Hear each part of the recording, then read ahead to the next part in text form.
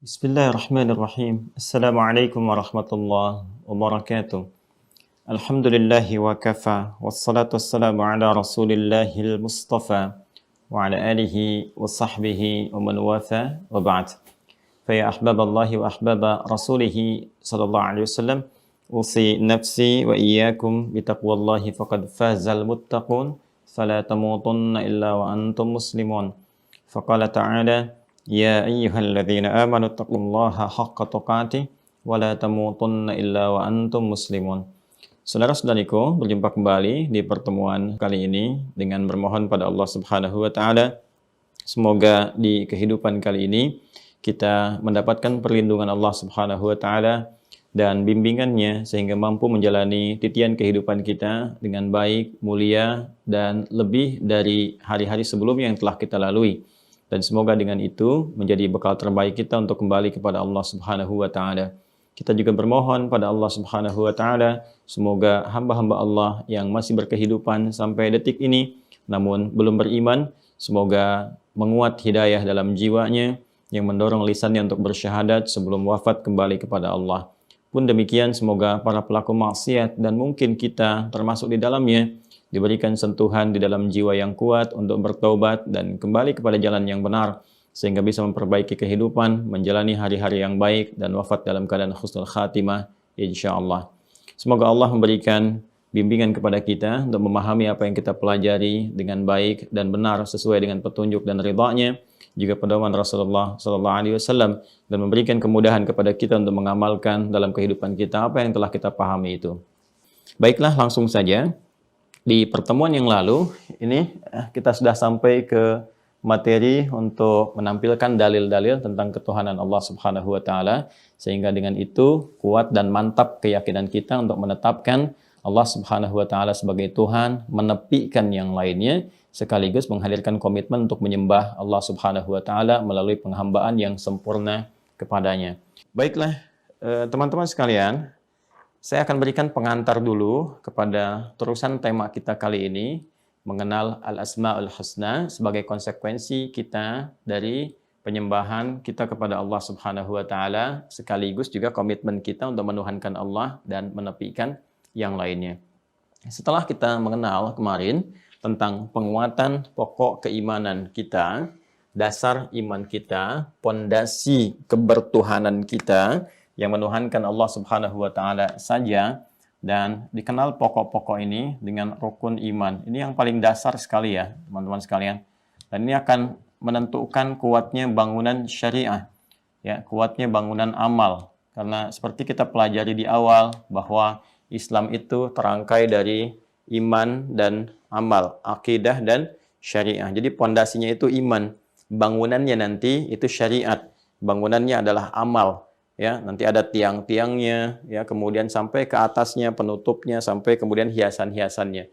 Karena itu, ketika pondasinya tidak kuat, maka tiang-tiang bermasalah. Ya, itu sholat itu tiang-tiangnya, itu kan bangunan-bangunannya, penopang di atasnya. Sedangkan bawahnya pondasinya itu iman. Makanya kan Nabi mengatakan as-salatu imaduddin, ya, sholat itu tiang-tiang agama, tiang ad-din. Itu tiangnya. Tapi tiang kan berdiri di atas pondasi. Pondasinya itu iman. Ya, karena itu kalimat salat itu berada setelah iman. Alladzina yu'minuna bil ghaib wa yuqimunas shalah. Salat itu mampu didirikan dengan benar kalau pondasi imannya itu kuat. Kalau pondasi imannya itu lemah, maka akan berpengaruh kepada tiang-tiangnya nggak kokoh. Itu yang membuat seseorang kadang-kadang malas menunaikan salat jadi terlambat, dengar adzan masih menawar, baru adzan belum qomat dan sebagainya. Problemnya di sini. Ya. Problemnya di sini. Karena itu penting bagi kita mengadakan penguatan-penguatan di pokok ini. Nah, penguatan kepada aspek iman ini, pondasinya, pokoknya, rukunnya, itu ada 6 aspek. Ya, seperti pernah juga kita sampaikan, kita tuliskan kembali untuk mengingatkan, ya kan? Yang pertama adalah hal yang terkait dengan Allah Subhanahu wa taala. Saya sebut hal yang terkait dengan Allah, bukan sebatas kita mengenalnya, tapi juga kita harus mengetahui cara-cara berinteraksi dalam penyembahan kita kepada Allah Subhanahu wa taala. Mengenal tentang kedahsyatannya, tanda-tanda yang mendekatkan kita dengan Allah Subhanahu wa taala baik pada diri kita ataupun pada alam semesta atau di lingkungan sekitaran kita, kan? Sehingga setiap aktivitas kita semakin mendekatkan dan meyakinkan kita kepada Allah dan ketuhanan Allah Subhanahu wa taala. Kemudian juga yang terkait dengan malaikat, saya menuliskan lafaz Allah Subhanahu wa taala ya dengan bahasa Arab, dengan bahasa Al-Qur'an ya, dengan yang awalnya, sehingga nanti tidak ada kita bisa istilahkan penyimpangan-penyimpangan dalam bacaan gitu kan, atau tereduksi maknanya. Kadang-kadang kan ada yang dituliskan dalam Latin itu seperti serupa, gitu kan? Nah, tapi dibacanya ada yang berbeda ya. Kalau di bahasa Latin kan kita tuliskan ke bahasa Indonesia ditulis dengan Allah gitu kan. Nah, seperti ini. Nah, gitu kan? Nah, kita kan membacanya seperti ini. Ya, sehingga orang Sunda juga menuliskannya dengan O gitu. Allah. Gitu kan? Ada yang kurang L-nya satu jadi Allah gitu. Kuma Allah we gitu kan. Tidak, ini ada tasdid di sininya Allah, gitu kan? Nah, jadi kita tuliskan begini supaya nggak salah dibaca, karena ada beberapa keyakinan lain yang kadang menyebut nama Tuhannya nggak konsisten. Ini bermasalah juga. Ya, di Inggris jadi God, ke Indonesia jadi beda lagi gitu kan. Kadang-kadang juga di Indonesia jadi beda-beda, di setiap provinsi namanya bisa berbeda. Kita tidak. Ini menunjukkan Tuhan yang sejati gitu kan. Namanya dimanapun disebut tetap Allah. Di Arab Allah, gitu kan? Di Eropa Allah, di Amerika Allah, di Indonesia Allah, di Asia Allah, di dunia Allah, di langit, di bumi pun Allah. Walillahi ma fis samawati wa ma fil ardh. Allahu nurus samawati wal ardh. Jadi konsisten gitu ya. Karena itu saya lebih cenderung untuk menghadirkan tulisannya seperti ini ya. Nah, kalau malaikat ya ini standar lah, mau ditulis dengan bahasa kita juga malaikat ya seperti ini. Kalau mau diterjemahkan juga dengan terjemah ya bisa ya, dengan bahasa Inggris misalnya angel itu kan terjemahan ya kan, tapi kan Allah nggak bisa diterjemahkan ya. Nah, kemudian di sini kita turunkan kitab-kitab sebagai pedoman. Nah, kemudian yang keempat para rasul. Nah, yang kelima tentang hari kiamat, yaumul akhir. Ya. Atau kita katakan hari akhir. Karena bukan hanya kiamat saja yang terjadi, tapi segala hal yang terkait dengan kehidupan akhir kita. Kemudian hukum yang mengatur tata kelola kehidupan, qada dan qadar. Ini ya. Nah, dari 6 pokok ini yang akan menyulam, mengokohkan dan menguatkan pondasi amal kita. Ini yang disebut dengan pondasi iman, ya. Namanya pondasi iman, akidah. Nah, ini simpulnya ada 6. Ya, yang kita bahas di kitab Al-Aqaidah Al-Islamiyah itu kan, ya, mafhumul iman awil aqidah yantazimu sittata umurin. Masih ingat di halaman ke-8 yang sudah saya bagikan kan? Ya kan? Pemahaman, pengertian, penguatan tentang iman dan akidah itu menuntut kita untuk merangkai 6 hal, 6 pokok. Ini simpul iman tuh ini simpulnya. Jadi kita harus ikat simpul itu menguat dalam diri kita. Kalau ini sudah kuat, maka dorongan pondasi ini akan menjadikan pijakan-pijakan amalan itu menjadi kokoh. Makanya tubuh kita kokoh untuk beramal karena pondasi imannya kuat dalam jiwa kita. Tangan ini kokoh untuk beramal saleh, ya, lisan kokoh untuk beramal saleh. Kemudian sampai dari ujung kepala sampai ujung kaki, semua kokoh. Ini bangunan amalnya. Karena itu sholat kita kerjakan kan dengan seluruh tubuh kita tuh. Ya, kalau kokoh iman dalam jiwa kita, maka pancarannya, cahayanya, nuruhum yas'a baina aydihim wa bi aymanihim itu kuat menggerakkan diri kita untuk beramal saleh, untuk bersyariat, ya. Ini simpulnya. Nah, penguatan kita di pertemuan yang kemarin, yang terakhir sampai yang terakhir kemarin, ini masih di aspek yang pertama ini. Ya, kita sudah selesaikan bagian ini tentang pembahasan al-ma'rifah billah. Ya, ini sering disingkat dengan ma'rifatullah. Al-ma'rifah billah. Jadi kalau sudah tahu, sudah kenal, sudah mengetahui kemarin dalil yang kemarin sudah kuat, sudah paham, maka ba'nya hilang nanti. Ya, alif lamnya hilang menjadi idhafah ma'rifatullah. Ya, karena sudah tahu nih, ini kita masih butuh perangkat kan untuk mengenal Allah Subhanahu wa taala, ya, masih menggunakan huruf ba kemarin tuh. Al-ma'rifah billah itu kan. Mengenal Allah Subhanahu wa taala masih menggunakan perangkat huruf ba nih. Ya, masih ada alif lam di depannya itu. Bab pembahasan untuk mengenal kepada Allah Subhanahu wa taala. Ba-nya kan banyak tuh fungsinya ya. Untuk menghadirkan kedekatan, musahabah, kerekatan, al-ilsaq gitu kan, dengan tujuan, sebab akibat, sebabiyah dan seterusnya. Nah, ini semua pembelajaran itu menunjukkan kita untuk bisa mendekatkan diri kepada Allah Subhanahu wa taala. Sehingga hubungan penghambaan kita kepada Allah begitu rekat. Dengan rekat itulah muncul pemberian-pemberian Allah yang sangat cepat, pengawasan, perlindungan, dan segala hal yang terkait dengan kebutuhan hamba. Kalau sudah lekat, maka menjadi idhafah ma'rifatullah, mudhaf ilaih. Kan? Jadi Artinya apa? Perantara ilmu ini sudah melekat dalam jiwa kita sehingga secara otomatis kita itu terdorong untuk mendekat kepada Allah Subhanahu wa taala. Ya, lisannya mudah beristighfar, refleks kita menyebut nama Allah dalam setiap kegiatan, ya dan sebagainya. Nah, ini kalau kita dengar istilah ma'rifatullah artinya ini sudah sampai kepada tahap pengenalan kepada Allah melalui tahap-tahap pembelajaran. Ya, ini sudah normal ya, sudah biasa kan. Baik, ini standar dalam logika juga. Orang-orang yang akan beraktivitas kan pertama belajar dulu. Ya, setelah tahu ilmunya kan automatically dia melakukan apa saja gitu kan, sesuai dengan dasar pengetahuan yang sudah ada pada dirinya. Nah, secara singkat sebelum kita masuk ke tahap berikutnya teman-teman sekalian, kita sudah belajar tentang bagaimana menetapkan Allah sebagai Tuhan yang hak. Kemudian mengambil ini supaya kita terukur ya. Nah, kita sudah bahas di sini adalah tentang penetapan Allah, ya kan? Sebagai ya Tuhan yang hak. Kalau hak itu artinya kebenaran mutlak ya, kebenaran absolut yang nggak bisa ditawar gitu ya. Jadi di bahasa Arab itu ada sidqun ma yahtamilu sidqa wal kadhiba, sesuatu yang mungkin masih beda cara pandang untuk menetapkan kebenaran itu. Ya bagi saya misalnya yang menyenangkan itu putih yang bagus, bagi yang lain mungkin biru, bagi yang lain mungkin merah, mungkin ada yang senang pink gitu kan. Itu sesuatu yang relatif. Ya, tapi ada sesuatu yang mutlak, kebenaran mutlak yang dengan kemutlakan itu jadi standar hukum. Kalau nggak ada yang mutlak jadi relatif semua nanti kehidupan akan kacau. Ya, maka sesuatu yang mutlak, kebenaran yang absolut itu disebut hak dalam bahasa Arab.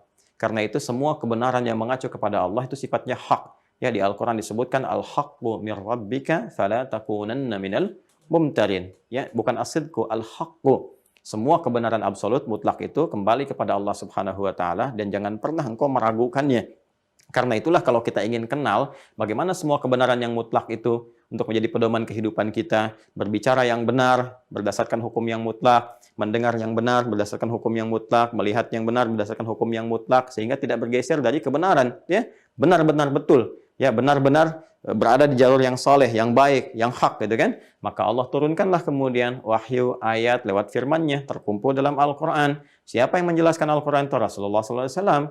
Makanya misi Rasulullah itu membawa kebenaran mutlak, menyampaikan kepada kita kebenaran yang absolut dan beliau merasakan bahwa apa yang dibawanya itu benar, harus merasa benar. Karena itulah beliau mendakwahi orang lain. Kalau beliau tidak yakin dengan kebenaran, mustahil ngajak orang ya untuk bisa masuk dalam nilai-nilai kebenaran yang mutlak. Mustahil ngirim surat ke Kaisar Heraklius misalnya utusan, kemudian ke Kaisar Persia dikirimkan juga. Ya, ini menandakan bahwa ada rasa benar terhadap risalah yang dibawa dan bersumber dari kebenaran yang mutlak. Itu hak namanya. Ya. Jadi bagaimana cara kita menetapkan Allah sebagai Tuhan yang hak? Ya, maka diterangkan oleh Allah begini standarnya. Kita telah belajar untuk menetapkan bahwa ini adalah Tuhan yang benar, maka kita telah belajar juga standar ya atau parameter ketuhanan.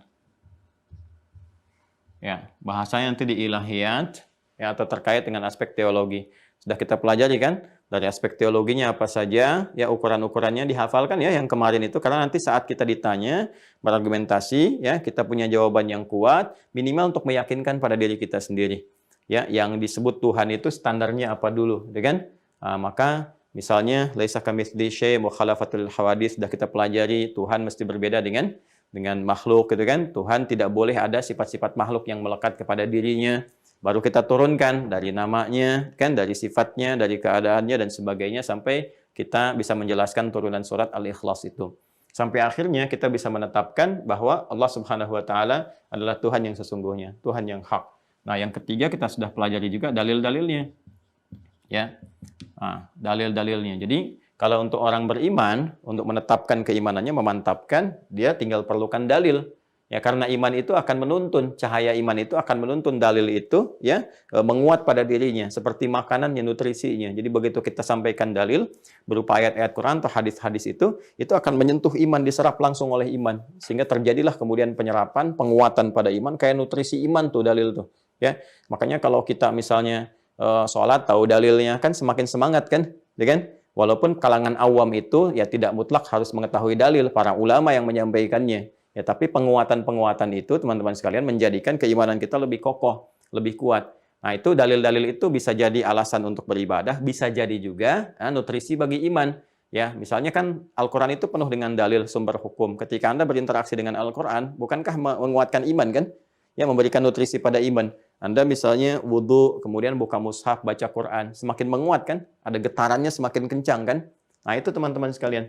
Nah, ini berpengaruh. Jadi dalil itu punya dua fungsi ya, kalau kita ambil di Al-Quran atau hadis. Jadi nutrisi bagi iman, sekaligus penguatan kita untuk bisa menunaikan ibadah dengan sempurna.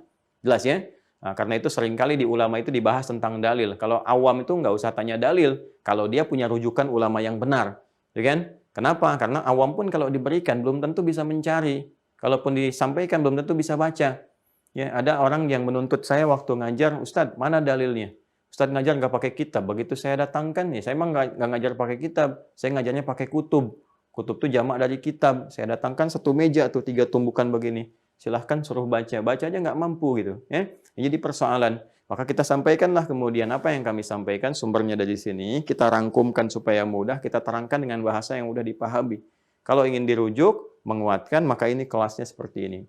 Itu ada gambaran. Ya. Nah, tapi ada turunan lain yang bisa menjadi nutrisi untuk kehidupan kita. Semacam tadi, baca Al-Quran, kan? Mendengar orang baca Al-Quran, atau kita misalnya terlibat dalam hafalan. Itu yang dimaksudkan Quran surah ke-8 Al-Anfal di ayat yang kedua. Innamal mu'minuna alladzina idza dzukirallahu wajilat qulubuhum wa idza tuliyat alaihim ayatuhu zadathum imana wa ala rabbihim yatawakkalun. Dan bila dibacakan kepada orang-orang beriman ini, yang punya iman, ada iman dalam dirinya, ayat-ayat Allah ini berupa dalil-dalil penguatan, kan? Tentang keberimanan kita, zadatuhum imana, maka imannya akan bertambah kuat, menguat. Wa ala rabbihim yatawakkalun, dan ikatan dengan Rabbnya, dengan Allah Subhanahu wa taala semakin menguat, semakin kencang, sehingga mudah untuk ibadah, nggak disuruh sudah siap-siap, hafal waktu-waktu sholat, menyiapkan sholat sunnah, bukan sekedar yang fardu dan sebagainya. Ya. Nah, ini pun pada aspek kita berakidah, bertauhid, ini penting yuk kita ketahui kalau kita belajar ingin serius ya. Nanti untuk kita turunkan lagi kepada anak cucu kita dengan bahasa-bahasa yang sesuai atau kolega kita. Ini sudah saya terangkan ya, dalilnya dari mulai surat Al-Ikhlas, dalil logikanya apa, kan? Tuhan nggak boleh lebih daripada satu, dalilnya apa, Tuhan nggak boleh beranak dan diperanakan, dalilnya juga apa, dan macam-macam yang lainnya. Jelas ya? Jadi teman-teman sekalian, tolong dipahami dengan baik urutan ini, sehingga argumentasinya kuat minimal untuk diri pribadi. Dan kalau di soal kita bisa mempertahankan. Jelas ya? Nah, di bahasa gampangnya kalau sudah ada orang-orang yang menyoal, nggak jelas atau bagaimanapun, nah kita bisa ambil lagi dengan bahasa-bahasa yang ringan. Ya, apa bahasa yang ringan ini? Ini kan Al-Quran sudah lama turun. Kan? Untuk menjaga kehidupan kita sampai kehidupan berakhir, 15 abad yang lalu.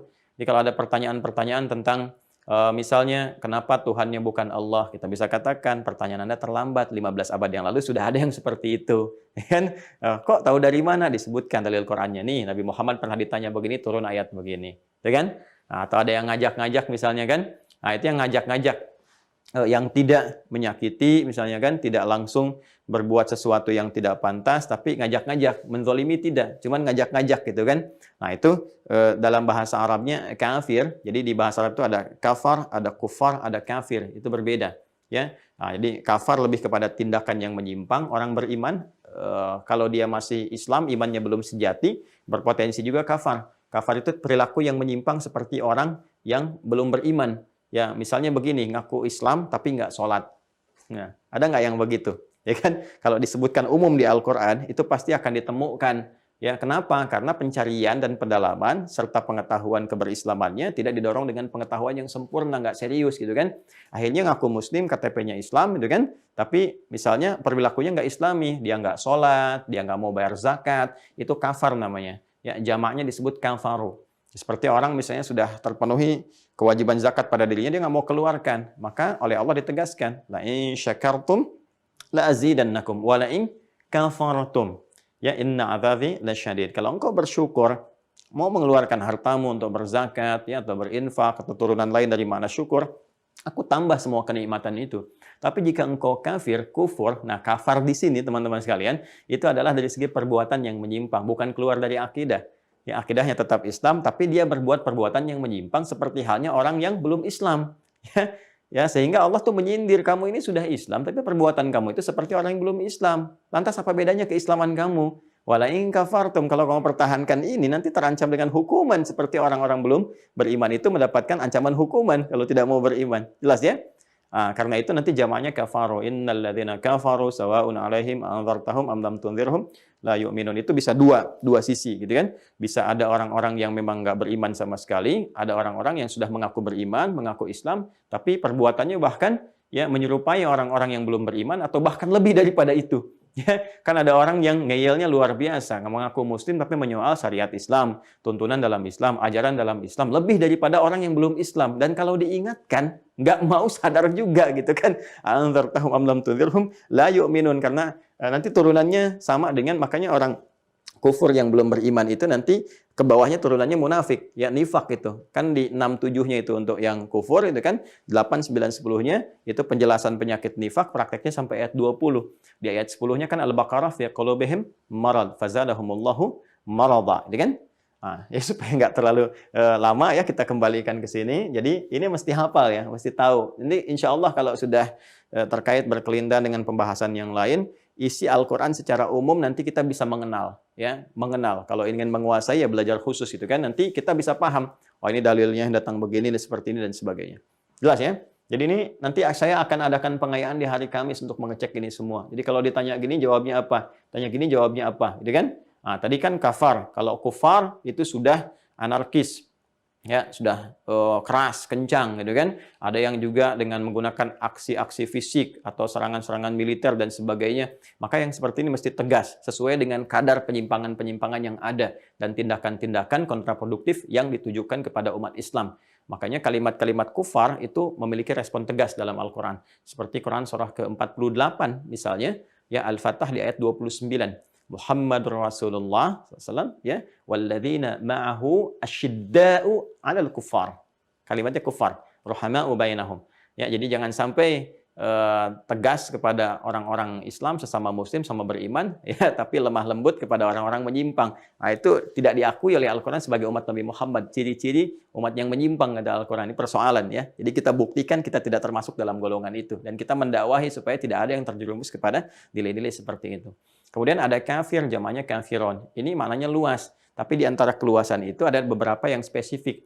Misal orang-orang yang belum beriman, belum berislam, itu kan dia tidak menyakiti, dia tidak melakukan invasi, dia tidak menzalimi, tapi suka ngajak-ngajak.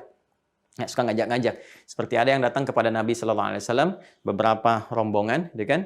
Itu nggak menyerang Nabi, nggak mencela Nabi, datang menawarkan, ya Muhammad SAW, untuk apa kalau kita berselisih, kita rame, kita berperang dan sebagainya, gitu kan? Udah, kita bergantian saja ibadahnya, gitu kan? Ya, malam ini kami nyembah Tuhan kamu, besok-besok kamu nyembah Tuhan kita, gitu kan? Itu ada ngajak-ngajak seperti itu, ya, mencampur-campurkan. Jadi golongan-golongan sepilis itu agak terlambat. 15 abad yang lalu sudah ada yang muncul duluan dan dijawab dengan surat, satu surah. Orang-orang ngajak-ngajak kan kafir, jamaknya kafirun. Turun surah Al-Kafirun. Qul ya ayyuhal kafirun la a'budu ma ta'budun. Sampai ke kalimat lakum dinukum waliyadin. Dan itu jawaban yang paling elegan, lakum dinukum waliyadin. Kan apa yang kamu sembah, kamu yakini, silahkan kamu praktekkan. Ini aku sembah, ini aku yakini. Kan aku juga nggak menzalimi kalian. Aku nggak menyakiti, aku nggak maksa, la ikraha fiddin. Aku cuma praktekkan apa yang aku yakini. Lantas kenapa Anda harus memusuhi saya? Saya kan nggak ganggu jabatan Anda, saya nggak ganggu kedudukan Anda, saya nggak ambil harta Anda, saya cuma mempraktekkan apa yang saya yakini seperti Anda mempraktekkan apa yang Anda yakini.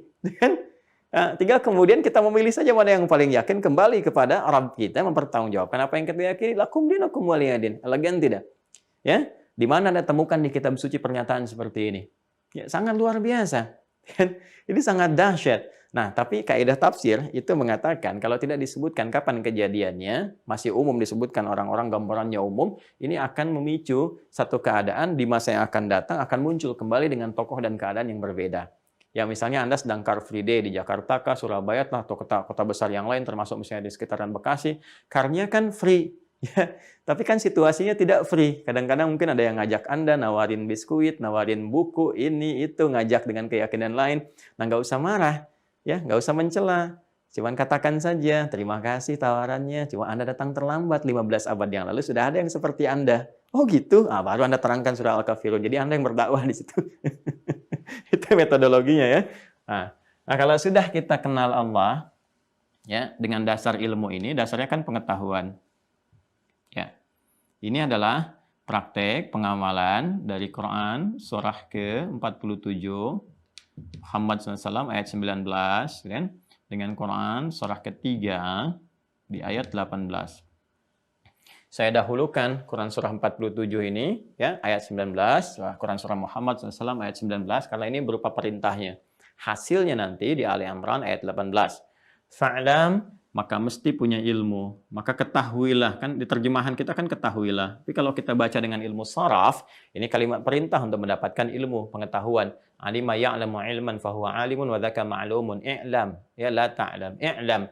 Ya, kalau kita ingin percepat dengan menggunakan huruf konjungsi, huruf sambung pakai fa. Harfu atfin rabitin baina syai'aini bila hudud.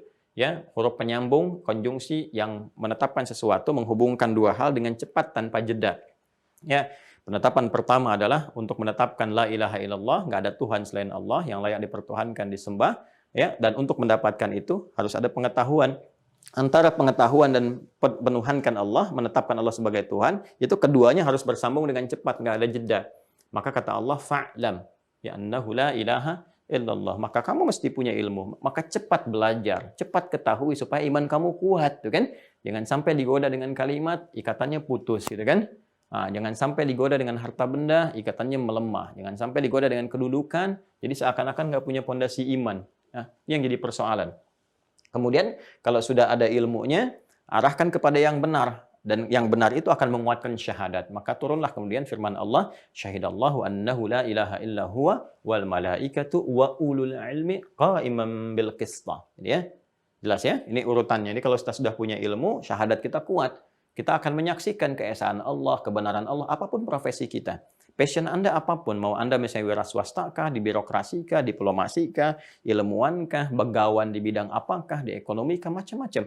Jadi semua yang Anda saksikan itu, semua akan dibimbing oleh cahaya iman untuk mendekatkan diri kepada Allah Subhanahu wa Ta'ala.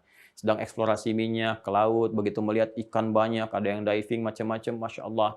Ya, kalimat yang keluar itu pasti kalau ada cahaya iman akan dibimbing untuk merasakan bagaimana keagungan ciptaan Allah ini. Kok bisa semakin dalam menyelam, semakin dalam kok menemukan kehidupan lebih berwarna, lebih indah lagi, itu baru di lautan tandanya. Yang ke antariksa bukan sekedar wisata, ya, menghadirkan fasilitas yang dibuat oleh Elon Musk sekarang misalnya, atau Jeff Bezos mau ikutan dan sebagainya, sampai bikin wisata ke bulan, ke antariksa. Itu kalau cuma kita cuma berjalan, cahaya imannya kosong, lemah, ya hanya menikmati begitu aja, mubazir. Buang-buang harta dan sebagainya. Tapi kalau ada cahaya iman, itu baru naik aja ke atas, begitu lihat, Masya Allah, itu kan.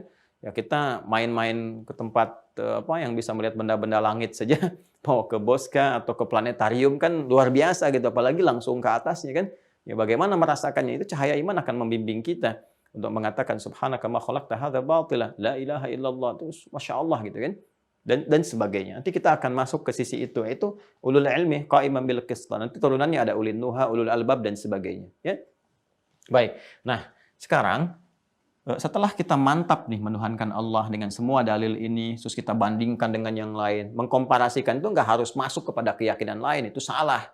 Jadi kalau ada yang menyuruh Anda untuk keluar dari keyakinan Anda dulu, boleh-boleh aja kok untuk meneliti. Hati-hati itu, jebakan itu. Itu lebih daripada Batman. Batman aja menjebak nggak ke masalah akidah, gitu kan? Itu bahaya itu ya. Itu jebakan yang sangat serius. Itu ada di Quran surah ke-2 Al-Baqarah ayat 204. Ya.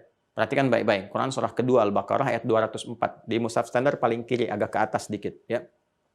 203, 204. Wa minan nasi may yu'jibuka qawluhu fil hayatid dunya wa yushhidullaha ala ma fi qalbihi wa huwa aladdul khisam.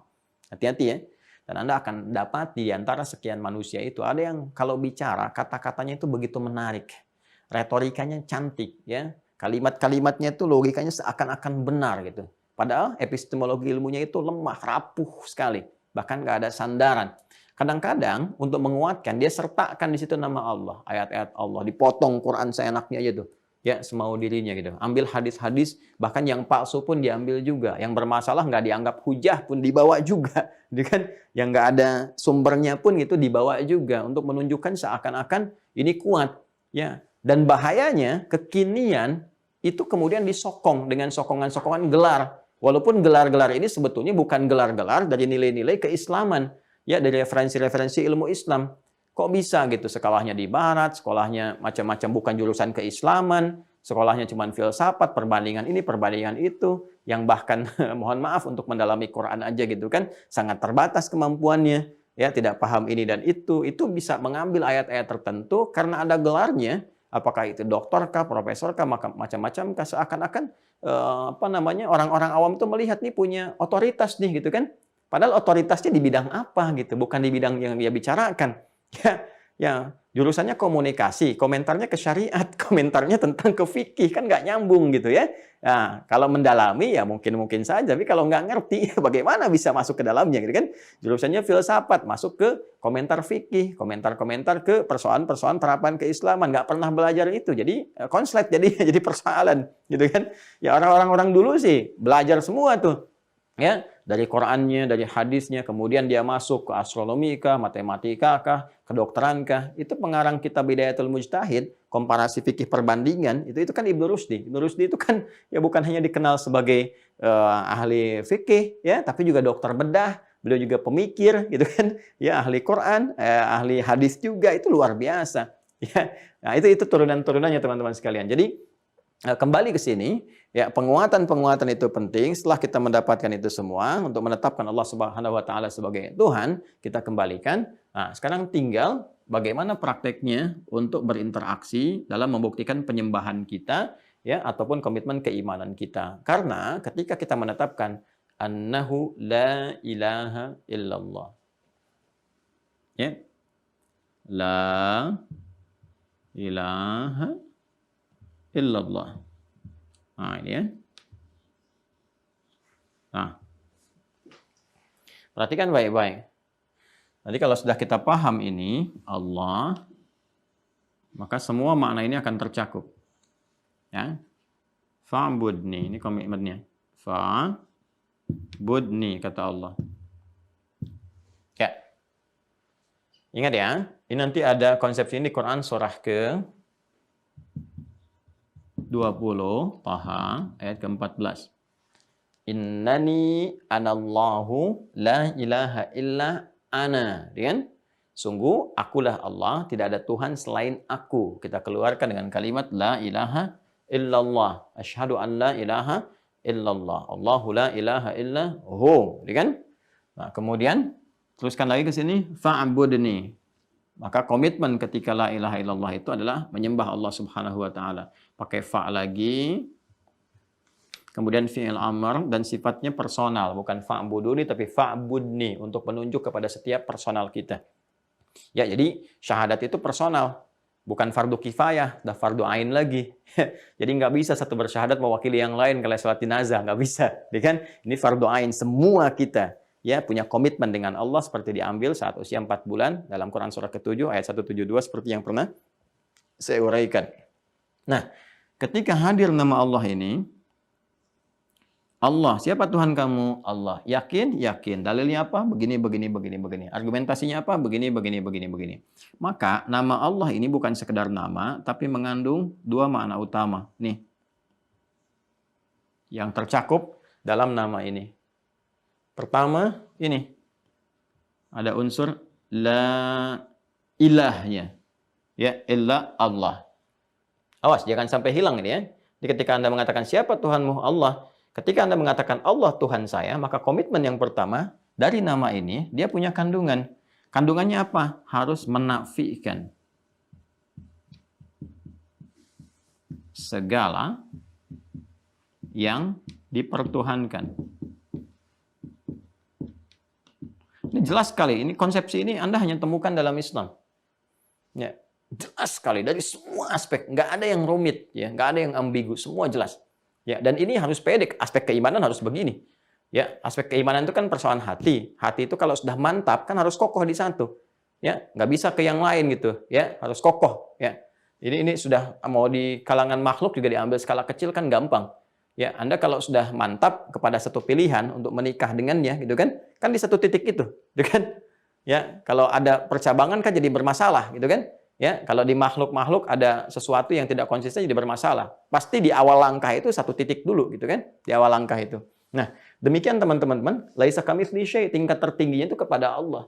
Ya, tingkat tertinggi kepada siapa? Pada Allah Subhanahu wa taala. Satu titik. Jadi ketika Anda mengatakan Allah, ya, ada makna yang terkandung dalam lafaz ini. Pertama, la ilaha illa Allah. La ilaha, Anda harus menafikan segala yang dipertuhankan yang lain. Jadi nggak boleh ada kalau sudah mengatakan Tuhan kamu siapa? Allah. Ketika mengatakan Allah, dia sudah menafikan yang lain. Ya, nggak boleh menganggap ada Tuhan selain Allah, itu bahaya.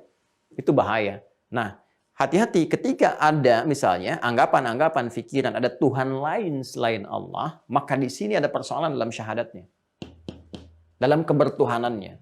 Jadi komitmen, ya, komitmen untuk menuhankan Allahnya di situ mulai ada persoalan. Ya. Awas hati-hati karena casingnya ini beragam, tapi esensinya masih ke situ juga, digiringnya ke situ. Ya, untuk mengikis nih ada pendangkalan, ada semacam reduksi gitu kan dari nilai-nilai syahadat. Jadi ketika Allah disebutkan mengandung makna ini. Kalau ada orang-orang yang berusaha membawa ya ke makna-makna ke arah sini, teman-teman sekalian, hati-hati nih. Ya, yang bertentangan dengan la ilaha, kan illallah, ya unsur yang pertama, maka ini adalah pendangkalan dari syahadat. Reduksi dari nilai-nilai syahadat kita, melemahkan nilai-nilai itu. Kalau akidah sudah lama berbahaya karena ini pondasi. Ya. Misal, kalau dulu itu datang, ya ini loh Tuhan-Tuhan ini begini, ada begini, ada begini. Kalau sekarang kan kalimatnya beda-beda. Semua agama sama, menuju pada Tuhan yang sama. Cuman caranya beda-beda. Pernah dengar nggak kalimat-kalimat itu? Hati-hati. Ya, jangan merasa benar. Karena yang lain pun punya, boleh tentu ada, boleh jadi ada nilai kebenarannya. Itu kalimatnya halus tuh, tapi tajam sekali. Hati-hati. Ya, hati-hati, hati-hati. Jadi hati-hati. Kembali ke Al-Baqarah ayat 204 tadi. Wa minan nasi may yu'jibuka qawluhu fil hayatid dunya wa yashhadullaha ala ma fi qalbihi wa huwa aladul khisam. Kata Allah kadang-kadang potong ayat, kan? Seperti orang pintar, seperti punya otoritas, tapi sangat bahaya. Itu musuh yang paling bahaya, kata Allah itu. Ya, musuh yang paling berbahaya, karena langsung nampak, lebih bahaya daripada setan. Ya, setan tuh nggak nampak, setan tuh nggak maksa, cuma membisiki. Ya, kalimatnya kan was-was, memberikan bisikan yang halus. Makanya dia pidato. Nanti kita akan masuk kepada fikih setan tuh saat bahas malaikat, lawannya setan. Ya, nanti kita akan masuk ke situ. Belum pernah belajar kan fikih setan? Setan tuh nanti pidato di hari kiamat itu berlepas diri tuh. Ya, dari semua orang yang mengikuti dia. Ya, ketika orang protes, ya Allah gara-gara makhluk ini nih aku celaka. Kata setan, aku nggak pernah maksa. Kenapa kamu yang ikut? Aku kan nggak maksa. Ya, aku kan cuma ngajak. Salah kamu kenapa ikut? Kan nggak maksa. Mau jawab apa, Joni? Itu nggak mudah itu. Ya, dalam situasi seperti itu. Ya, setan itu nggak maksa, iblis nggak maksa, tapi dosa tetap. Gitu. Karena itu biangnya. Ya, manusia sekarang ada yang lebih daripada setan. Sudah salah, maksa. Ya, makanya sekarang lebih berbahaya, ya, lebih berbahaya setan kemanusiaan dibanding manusia yang kesetanan. Kalimatnya paham nggak itu ya? Kalimatnya paham nggak? Ya, kalau manusia kesetanan masih diberikan was-was, tapi kalau kesetan kemanusiaan ini yang bahaya nih dalam tanda petik ya, yang dikelola atau didorong oleh keadaan nafsunya. Itu maaf agak tinggi. Kalau nggak nyampe ke situ berarti RAM-nya harus dinaikin. Ya, ini ya. Nah, jadi ini bahaya nih, kalimat-kalimatnya udah beda-beda nih. Paham-paham semua agama sama pluralisme. Ya. Ada lagi nanti yang kalau terapan selanjutnya nanti kita akan masuk tuh. Hati-hati tuh. Anggap semua agama sama. Terus paham relativisme. Oh, ada macam-macam deh isme-isme nih. Ya. Relativisme. Semua relatif. Nggak ada kebenaran mutlak. Jangan pernah merasa benar. Karena yang lain pun pasti benar. Belum tentu salah juga. Gitu kan? Dan itu relativisme namanya. Ya, kalau semua relatif, relatif tuh gampang jawabnya. Gak usah terlalu banyak dalil, gampang. Ya sudah, kalau kata Anda semua relatif, Anda juga belum tentu benar. Ya kan hak saya juga tidak membenarkan Anda. Gampang jawabnya itu.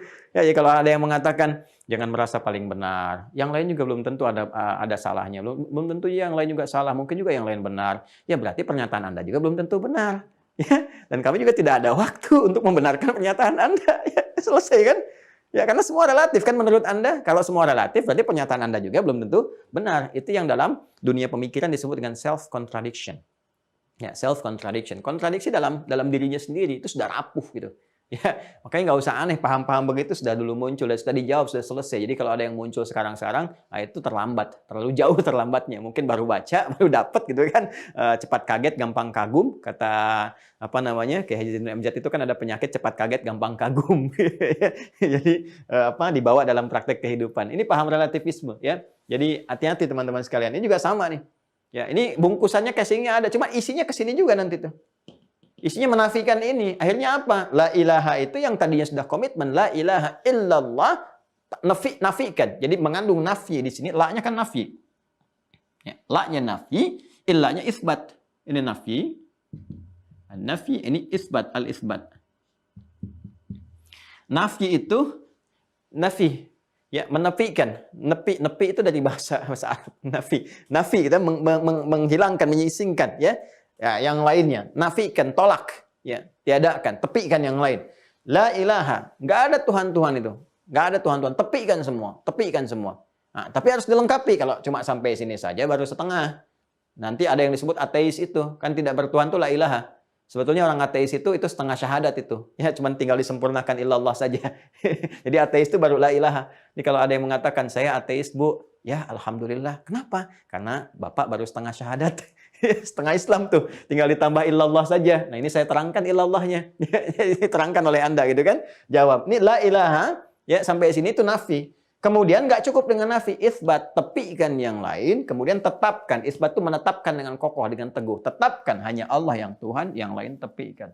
Nah ini pada kalimat Allah ketika diucapkan, siapa Tuhanmu? Allah. Ikrar dalam salat, Allahu Akbar. Diperdengarkan Allahu Akbar. Pindah ke ruku Allahu Akbar.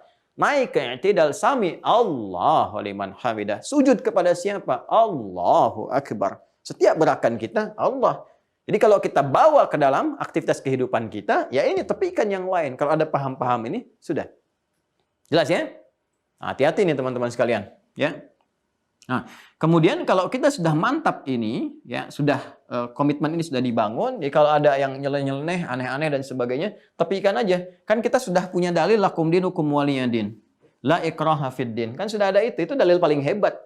Ya, menghormati keyakinan orang itu bukan menjadikan kita ikut-ikutan dalam konsepsi ataupun ritual dari keyakinan yang mereka yakini. Ya, kita juga menghormati dengan tidak mengganggu, gitu kan? Apalagi merusak tempat ibadah itu dikecam dalam syariat, nggak boleh. Ya, mencela juga ada ya larangannya. Nggak usah, udah biarkan. Ya, menghormati itu dengan tidak ikut sama sekali.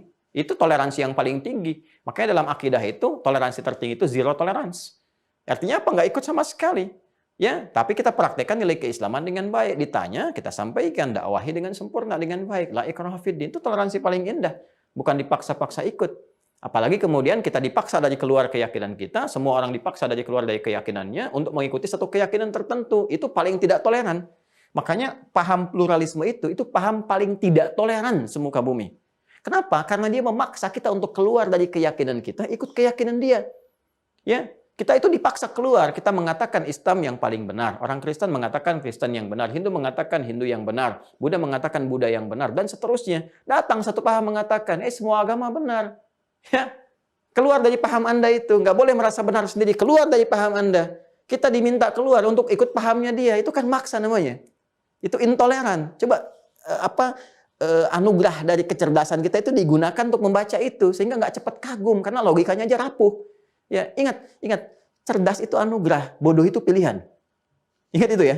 Cerdas itu anugerah. Karena pertama kali manusia tercipta, bekalnya pengetahuan. Wa 'allama Adamal asma'a kullaha. Jadi pintar itu anugerah, bodoh itu pilihan. Bikin status tuh.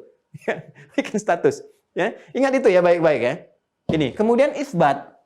Ketika sudah isbat akidah ya, bukan isbat nikah nih. Jadi ketika sudah isbat Allah, maka ada komitmen yang kedua, fa'budni, ibadah. Sebagai bukti komitmen kita yang pertama menuhankan Allah, buktinya adalah menyembahnya. Ya. Makanya Allah katakan, innani anallahu la ilaha illa ana fa'budni. Komitmen dari yang ini adalah ibadah kepada Allah. Karena itu kita buktikan dalam ibadah, iyyaka na'budu. Ya, perintahnya a'bud, kita buktikan saya a'bud. Kalau kami kita jamak na'bud, kita katakan iyyaka na'bud. Ka-nya kemana? Ke sini kepada Allah. Makanya dalam sholat kita katakan ketika kita sudah la ilaha illallah, kita kemudian sholat kita katakan iyyaka na'budu ya Allah. Iyyaka na'bud. Kami memohon, kami beribadah, membuktikan keimanan kami kepadamu. Ya. Makanya kalau ada orang kemudian teman-teman sekalian, mohon maaf ya, dia sudah mengatakan Allah Tuhannya. Terus yang satu ini sudah bagus nih, menafikan yang lainnya, tapi yang ini nggak nampak. Ya, nggak mau ibadah, nggak mau ada pembuktian, baik itu ritual sifat ibadahnya. Jadi kalau sudah masuk ke fikih syariat, kita akan jelaskan. Ataupun dalam bentuk sosial misalnya. Ya, ritual seperti sholat, ngaku Islam, KTP-nya Islam, tapi nggak mau sholat. Maka ini persoalan di akidahnya. Persoalan di syahadatnya. Kenapa? Karena dia mengatakan, asyhadu an la ilaha illallah. Allah itu sudah mengandung makna ubudiyah. Ya, al-ma'bud al-haq. Makanya kita katakan wa asyhadu anna Muhammadar Rasulullah, cara beribadah itu mengikuti petunjuk Rasulullah yang diutus oleh Allah Subhanahu wa taala. Ini dalam aspek sosial, berkehidupan misalnya, ya dari mulai bertetangga kan Allahu Akbar diatur betul. Kehidupan rumah tangga begini dengan tetangga nanti seperti ini, kemasyarakatan begini, bahkan negara juga ada fikihnya. Ya, kitabul imarat itu kan ya hal yang terkait dengan kelola tata negara. Hukum tata negara itu sudah ada di kita itu. Ya, hukum sosial, mengatasi gejolak sosial, di ekonomi, di politik, di militer, macam-macam. Ada semuanya, ada ketentuannya. Kenapa? Karena semua aspek kehidupan itu bagi orang Islam itu ibadah. Quran surah ke-51, ya kan? Ayat 56 itu kan? Quran surah Adz-Dzariyat ayat 56. Wa ma umiru illa liya'budullah. Wa ma khalaqtul jinna wal insa illa liya'buduni. Allah. Quran surah 51, ya. Quran surah 51 ayat 56. Adz-Dzariyat ayat 56. Saya ulangi, ya. Wa ma khalaqtul jinna wal insa illa liya'buduni. Harokat ujungnya itu i, kita baca dengan waqaf liya'budun, ya kan? Asalnya ya'buduni, ya. Kemudian untuk ikhtisar takhfif kita gunakan waqaf di situ liya'budun. Ya, dan tidaklah diciptakan manusia dan jin itu, biarkan jin dengan alamnya, kita masuk dengan alam kita kemanusiaan. Jadi kita ini nggak dicipta oleh Allah kecuali esensi kehidupan kita untuk beraktivitas, berperilaku, tujuannya sebagai ibadah. Ini poinnya. Di semua kegiatan kita ibadah, dari bangun tidur sampai dengan tidur lagi. Makanya sering saya katakan, kita punya bimbingan, begini cara mengerjakan, begini cara melakukan, begini pedomannya. Seperti apa dilakukan semua ibadah itu? Turun nanti Al-Bayyinah, Quran surah 98 ayat kelima, yang tadi saya tertukar baca itu dengan yang ini. Ya, Quran surah 98 ayat 5. Ya, tadi kan ketika saya menyebutkan ini tertukar dengan yang ini kan. Nah, saya akan objektif menyampaikan itu kan. Nah, maka Allah katakan ketika kamu kerjakan ibadah, dasarnya harus ini.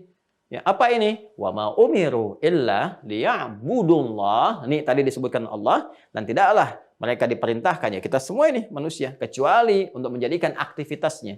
Perhatikan baik-baik cara menerjemahkannya ya. Kecuali untuk menjadikan seluruh aktivitas sebagai ibadah. Ya. Jadi kalau kita potong kadang masih bias maknanya. Dan tidaklah mereka diperintahkan kecuali untuk ibadah. Jadi yang dipahami nanti kadang sholat saja. Cara menerjemahkannya begini. Dan tidaklah mereka diperintahkan kecuali untuk menjadikan seluruh aktivitas mereka sebagai ibadah. Kepada siapa? Ni yang di sini disebutkan Allah liya'budullah. Bagaimana caranya? Mukhlishina lahuddin. Mukhlis, ikhlas. Apa itu ikhlas? Ikhlas terkait ibadah, terkait dengan akidah yang nggak ada tafsir lain kecuali Quran surah 112 dengan namanya Al-Ikhlas. Menyembah Allah itu ya sudah mutlak ke sini, nggak ada yang lain, menafikan yang ini. Makanya nggak boleh ibadah kita kepada Allah tapi ikut-ikutan juga ke tempat orang lain. Masjid sepi, nggak ada yang azan. Ya pada ikutan di tempat yang lain. Kita hormati yang lain, silahkan yang lain. Beribadah sesuai keyakinan masing-masing. Bahkan hukum negara kita juga menjamin. Pasal 29 ayat 2 itu kan. Negara menjamin kemerdekaan tiap-tiap penduduk untuk memeluk agamanya masing-masing dan beribadah menurut agama dan kepercayaannya itu. Kami meyakini dengan iman kami Islam yang paling benar. Dengan kita menghormati, silahkan dengan pilihan Anda. Lakum dinukum waliyadin. Kita nggak maksa. Kalau ditanya kita jelaskan, kita berdakwah dengan baik. Kita nggak maksa Anda nyerahkan harta, kita nggak mentolimi Anda, kita nggak nyerang Anda. Kita mempraktekkan apa yang kami yakini. Dan tidak perlu dipaksa juga untuk ikut-ikutan ke tempat orang lain. Jelas ya? Nah, ini yang hak yang benar. Jadi ikhlas itu ya seperti itu. Ikhlas dalam berakidah, ikhlas dalam beribadah. Ikhlas dalam ibadah itu bukan hanya perkara semua kita kerjakan tulus karena Allah, bukan aspek ke situ saja. Tapi juga aspek eksternalnya. Betul, sholatnya ikhlas karena Allah, nggak riya, tapi ikut-ikutan ke tempat yang lainnya. Ikut ke gereja, ikut ke pura, ikut ke sini. Bukan seperti itu konsepsinya. Kita hormati yang di gereja, hormati yang di pura, silahkan. Masing-masing dengan keyakinannya, lakum dinukum waliyadin. Kita praktekkan keislaman kita. Kalau ditanya, kita jawab, berdiskusi, kita sampaikan, jelaskan kebenaran risalah Islam. Dan kita menghormati, silahkan pilihan masing-masing kembali kepada Allah membawa konsekuensinya sendiri. Objektif nggak? Adil kan? Itu. Jadi kalau ada orang kemudian ibadahnya bermasalah, ya, pertama secara internal misalnya kan, maaf, dia nggak ikhlas nih. Ikhlas yang dimaksudkan ada secara internal, persoalan hatinya ketika dia menyembah Allah. Ya, persoalan hati itu penyakit disebut marad namanya. Penyakit fisik disebut dengan kan? Penyakit hati disebut dengan marad. Fi qulubihim marad, ya. Penyakit hati itu apa? Ini yang nggak bisa terdeteksi dengan pendeteksian fisik, tapi kelihatan dari perilaku, seperti riya, gitu kan? Ya, maaf, iri hati, dengki dan sebagainya. Makanya di penyakit-penyakit fisik itu ketika diobati di tempatnya, mustasfa itu, ya, mustasfa itu tempat syifa, tempat rumah orang sehat sebetulnya. Kenapa terjemahannya di rumah sakit gitu? Enggak ya, ini dari tata bahasa ya. Ya, rumah sakit itu terjemah padanan bahasa Arabnya mustasfa. Mustasfa itu tempat mendapatkan syifa. Syifa itu sesuatu yang menyehatkan, menyembuhkan. Sebenarnya terjemahannya rumah sehat gitu. Jadi rumah untuk orang sakit. Ya, tapi enggak apa-apa, mungkin ngambil hikmah yang lain atau makna yang lain. Ya, itu adalah ya, penyakit fisik. Makanya datang ke rumah sakit ya untuk berobat. Dalam konteks kita berobat nih. Makanya di rumah sakit itu kan nggak ada poli iri hati, poli ria, kan nggak ditemukan. Ya, silahkan cek. Poli mata ada, poli jantung ada, ya kan? Ya, poli gigi ada, tapi poli hati nggak ada. Dalam pengertian penyakit ria, penyakit dengki, itu nggak akan ditemukan karena di sini masuknya. Makanya orang ibadah ketika dia masih ada riaknya, melibatkan yang lain, ya kan? Untuk masalah hatinya, itu tidak ikhlas. Ada persoalan di keikhlasannya. Ya, misalnya sholat pengen dilihat orang ketika di masjid jadi khusyuk. Imam biasa 2 harokat jadi 6-6-in. Ya, jadi imamnya diliuk-liukan misalnya kan hanya untuk terdengar suara merdunya. Persoalan, ada nggak orang sholat yang berpotensi riya? Ada. Fawailul lil musallin, celaka orang yang sholat. Yang mana yang celaka itu? Apakah semua orang sholat celaka? Tidak. Alladzina hum an salatihim sahun, yang lalai dalam sholatnya. Kenapa lalai? Alladzina hum yura'un, riya dalam sholatnya. Ini masalah pertama, internal dalam hatinya dia. Ya, sama ada yang terkait dengan ibadah sosial, riya ada. Ya, apa di antaranya? Ibadah harta, infak misalnya, itu kan sosial. Ya, Anda mau nyumbang ke sini, bukan niat tahadduts binikmat, bukan niat motivasi, niat pengen diketahui bahwa dia nyumbang. Ya, supaya ada penilaian orang dan sebagainya. Bukan niat untuk transparansi, menyampaikan nih kalau ada kemarin menghimpun begini, ini disampaikan seperti ini, maknanya begini, mendorong orang untuk ikutan. Motifnya lain, niatnya dalam hatinya beda. Innamal a'malu binniyat, pengen diketahui. Ya, atau paling gampang Jumatan dengan harta ibadah sosial, ya kan? Yang satu masukkan 100.000, 50.000, 10.000. Ini dia masukkan yang $1.000 Singapura yang setara 10 juta. Tapi dia dari saf belakang berjajar dulu, Pak. Ya, ini nih kalau infak begini nih, infak begini. Sampai saf paling depan baru dia masukkan. Itu riya juga. Ya, atau mau nyumbang ke masjid, bikin spanduk dari Sabang sampai Merauke misalnya, masuk ke setiap medianya, di persoalan juga. Ya. Awas nih musim-musim kampanye tuh ya, ntar begitu nggak kepilih genteng masjid diambil juga gitu. Karpet masjid diambil lagi. Kan coba lihat kasus-kasus itu tuh. Ya, ini persoalan karena ini masalah serius. Itu ada nggak di Quran? Ada. Quran surah kedua ayat 264. Ini kalau ngaji ketemu, kalau nggak ngaji ya nggak ketemu. Ya, orang udah sholat khusyuk dia masih nyari waktu sholat. Ya, kalau ngaji kita ketemu. Ya. Ya ayyuhalladzina amanu la tubtilu shadaqatikum bil manni wal adza kalladzi yunfiqu malahu ria'an nasi. Ya, jangan kau batalkan, kau gugurkan amalan yang telah lelah engkau tenun itu dengan perbuatan menyimpang seperti orang infak yang riya. Jadi riya itu bisa menggugurkan amalan yang tengah dikerjakan. Infak riya gugur pahalanya. Capek aja keluar uangnya, tapi nggak ada nilainya. Ini persoalan internal. Internal pada niat, pada hati manusia. Ada yang eksternalnya. Apa ini? Ini yang paling berbahaya. Ya, ini termasuk tidak ikhlas juga. Ini jarang dijelaskan loh teman-teman sekalian. Jarang dijelaskan. Apa yang tidak ikhlasnya ini? Persoalan akidah. Kesini. Kalau ini kan persoalan ibadah nih turunannya. Ibadah yang terkait dengan ritual aspeknya. Masuk ke persoalan internal. Ada lagi nanti persoalannya menyentuh secara akidah. Dikorelasikan antara ibadah dengan akidah. Apa contohnya? Sholatnya khusyuk benar. Benar-benar khusyuk. Ya, nggak mau ada kaitan dengan orang dan sebagainya dan seterusnya. Ya, tapi kehusyuan ini tidak didorong lewat iman yang kuat, hanya didorong oleh fokus saja.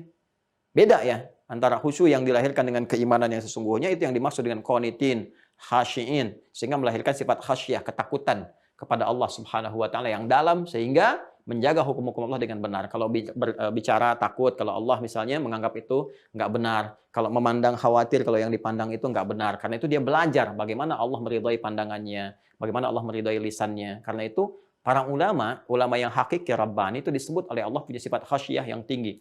Innama yakhsyallaha min ibadihil ulama. Karena nggak sembarangan. Ya, bicara itu, apalagi bicara bertentangan hukum Allah, itu mustahil. Itu keluar dari nilai-nilai keulamaan. Ya. Nah, jadi hati-hati itu teman-teman sekalian. Ada tuh nilai-nilai, ada penjagaan, itu khasyah. Khasyah itu dilatih dari apa? Dari kata khusyuk. Latihannya lewat khusyuk, keluar khasyah. Ya, kepasrahannya disebut dengan qanitat.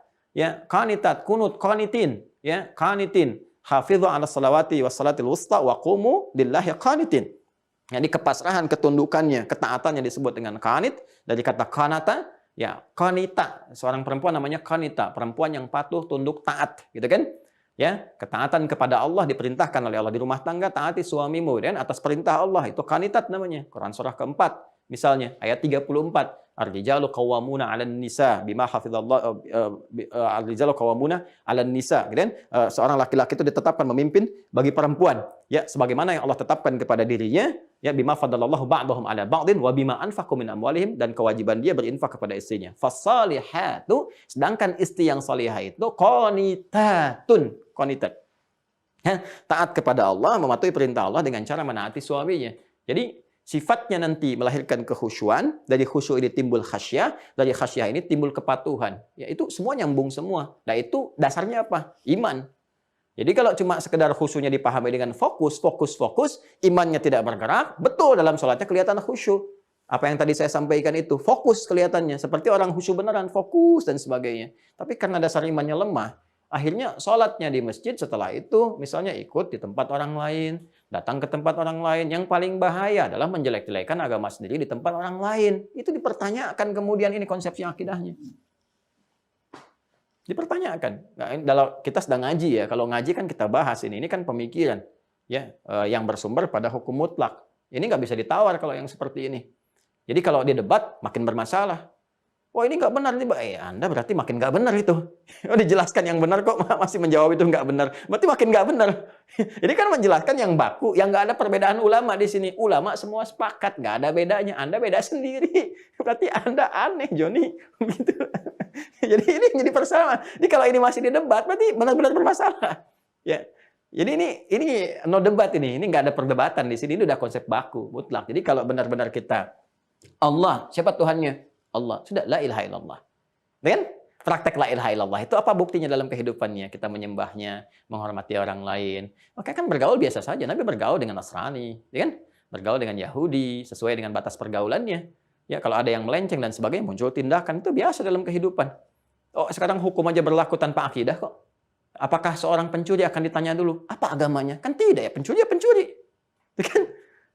Kita kadang-kadang mencampur adukan antara hukum-hukum terkait praktek dengan kehidupan dengan persoalan akidah, dibawa-bawa gitu kan. Dan kadang-kadang nggak berimbang.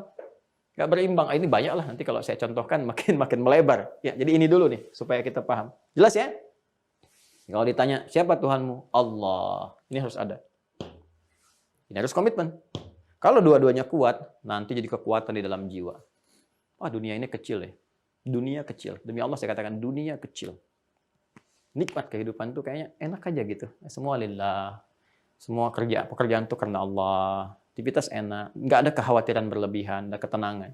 Ya, Islam itu kan kepatuhan, ketundukan. Kalau kita Islam patuh tunduk dengan silmi. Caranya itu silmi. Ya ayyuhalladzina amanu dukhulu fis silmi kafah. Kan? Islam itu frame dinnya, Quran surah 3 ayat 19. Silmi itu ajarannya dengan sempurna, Quran surah kedua ayat 208. Kalau sudah itu dapat salam. Quran surah ke-19 ayat 15, wassalamun alaihi yawma wulida wa yawma yamutu wa yawma yub'atsu hayya. Salam itu kedamaian, ketentraman, kebaikan. Ya, makanya surga disebut Darussalam. Kita berdoa Allahumma antas salam wa minkas salam tabarakta ya dzal jalali wal ikram. Semua ada kaitannya. Semua ada kaitannya teman-teman sekalian. Makanya orang berislam itu kalau benar Islam ya tenang hatinya, jiwanya damai. Karena sering hubungan dengan Allahnya ditata dengan baik. Ya, ingat tuh zikir. Makanya zikir itu juga isinya ibadah. Zikir itu Quran kan, Quran surah ke-15 ayat 9, inna nahnu nazzalna dzikra wa inna lahu lahafizun. Quran disebut zikir. Menghafal bahkan 4 kali daripada membaca. Quran surah ke-54 ayat 17, 22, 32, 40. Wa laqad yassarnal Qur'ana lidzikri. Berdoa menghubungkan kita dengan Allah disebut zikir. Quran surah 7 ayat 205. Wadhkur rabbaka fi nafsika tadarruan wa khifatan wa duna jahri minal qaul. Ya, kalimat thayyibah subhanallah alhamdulillah Allahu akbar astagfirullah itu zikir juga. Quran surah keempat ayat 103. Fa idza qadaitumus salata fadhkurullaha qiyaman wa qu'udan wa 'ala junubikum. Ya, kita salat itu zikir juga. Salat itu puncak zikir karena di situ istighfar, kita berdoa, kita baca Quran, semua ada di situ, kumpul di situ, itu puncaknya. Ya, zikir itu Quran surah ke-20 ayat 14. Innani anallahu la ilaha illa ana fa'budni wa aqimis salata li dzikri. Dan semua itu ibadah kan? Jadi ibadah itu menjadikan kita ingat kepada Allah, menghubungkan online kita kuat dengan Allah, zikir namanya, maka muncullah istilah zikrullah. Sekarang apa fungsi zikir? Quran surah 13 ayat 28, ala bi dzikrillahi tatma'innul qulub. Yakinkan pada dirimu dengan zikir kepada Allah itu hati kita menjadi tenang. Jadi kalau berislam dengan baik itu tenang, nyaman, nggak ada masalah, ya. Datang maut ya meninggal, masih hidup ya beraktivitas hayatan thayyibah, mau meninggal berusaha husnul khatimah, masalahnya apa? Kalau dipertahankan juga meninggal juga, pulang juga, ya. Jadi berislam itu enak sebetulnya, menyenangkan, menenangkan. Tapi kalau ada yang masih gelisah, nggak tenang dan sebagainya, ya artinya mesti belajar kembali supaya menata dengan baik. Ya, nah, sekarang sudah yakin, sudah siap menyembah Allah dan sebagainya. Bagaimana berinteraksinya dalam penyembahan itu? Bagaimana memanggil Allah? Bagaimana melihat tanda-tanda keesaan Allah di sekitaran kita untuk menghadirkan kekuatan itu. Nah, ini yang tadi saya maksudkan dalam terusan bahasan kita. Kita harus mengenal apa yang Allah perkenalkan kepada kita di Quran. Surah ke-7, ayat 180. Demikian di Quran, surah ke-17, ayat 110. Nah, tadi saya katakan teman-teman, masih sepakat kan? Pondasi itu kuat ya. Harus kuat, harus kokoh. Nah, pondasi dalam penjelasan, dalam ceramah, itu disebut muqaddimah. Makanya tadi muqaddimahnya kokoh ya. Panjang itu supaya kuat. Nah, ini pengantarnya nih, supaya kuat dulu, kokoh dulu. Ini kalau ini nggak kokoh, saya terangkan ini juga repot nanti. Ya. Jadi ini baru muqaddimah, itu sampai 1 jam kita sampaikan ini. Ini yang paling kokohnya yang ini nih. Nah, kalau ini sudah kokoh, sudah kuat, baru gimana cara kita berinteraksi dalam penghambaan kita kepada Allah. Kalau ingin memohon seperti apa, memohon dengan benar bagaimana, ya. Kemudian kita ingin praktekkan Allah Tuhan saya mau sholat, mau menyembah. Gimana nih cara saya dalam sholat itu mau minta kepada Allah seperti apa caranya? Diaturnya bagaimana? Untuk percepatan seperti apa? Meningkatkan cahaya iman bagaimana? Baik, mari kita lihat. Quran surah ke-7 ayat 180. Masih dalam tema mengenal Allah Subhanahu wa taala, menguatkan pondasi iman yang pertama. Walillahil asmaul husna fad'uuhu biha. Walillahi, maaf ya, saya pakai rok'ah dulu ya. Walillahil asmaul husna. Ah, ya kan? Fad'uuhu biha. Ya. Nah, ayat. Ini yang Quran surah ke-7 ayat 180. Sama-sama dibuka mushafnya ya. Kalau ada yang kurang tepat, tolong disampaikan kepada saya. Ya, mungkin beda nomor atau bagaimana, disampaikan. Kalau salah langsung saya koreksi ya. Nah, tolong di admin juga dicek ya. Ini satu ya.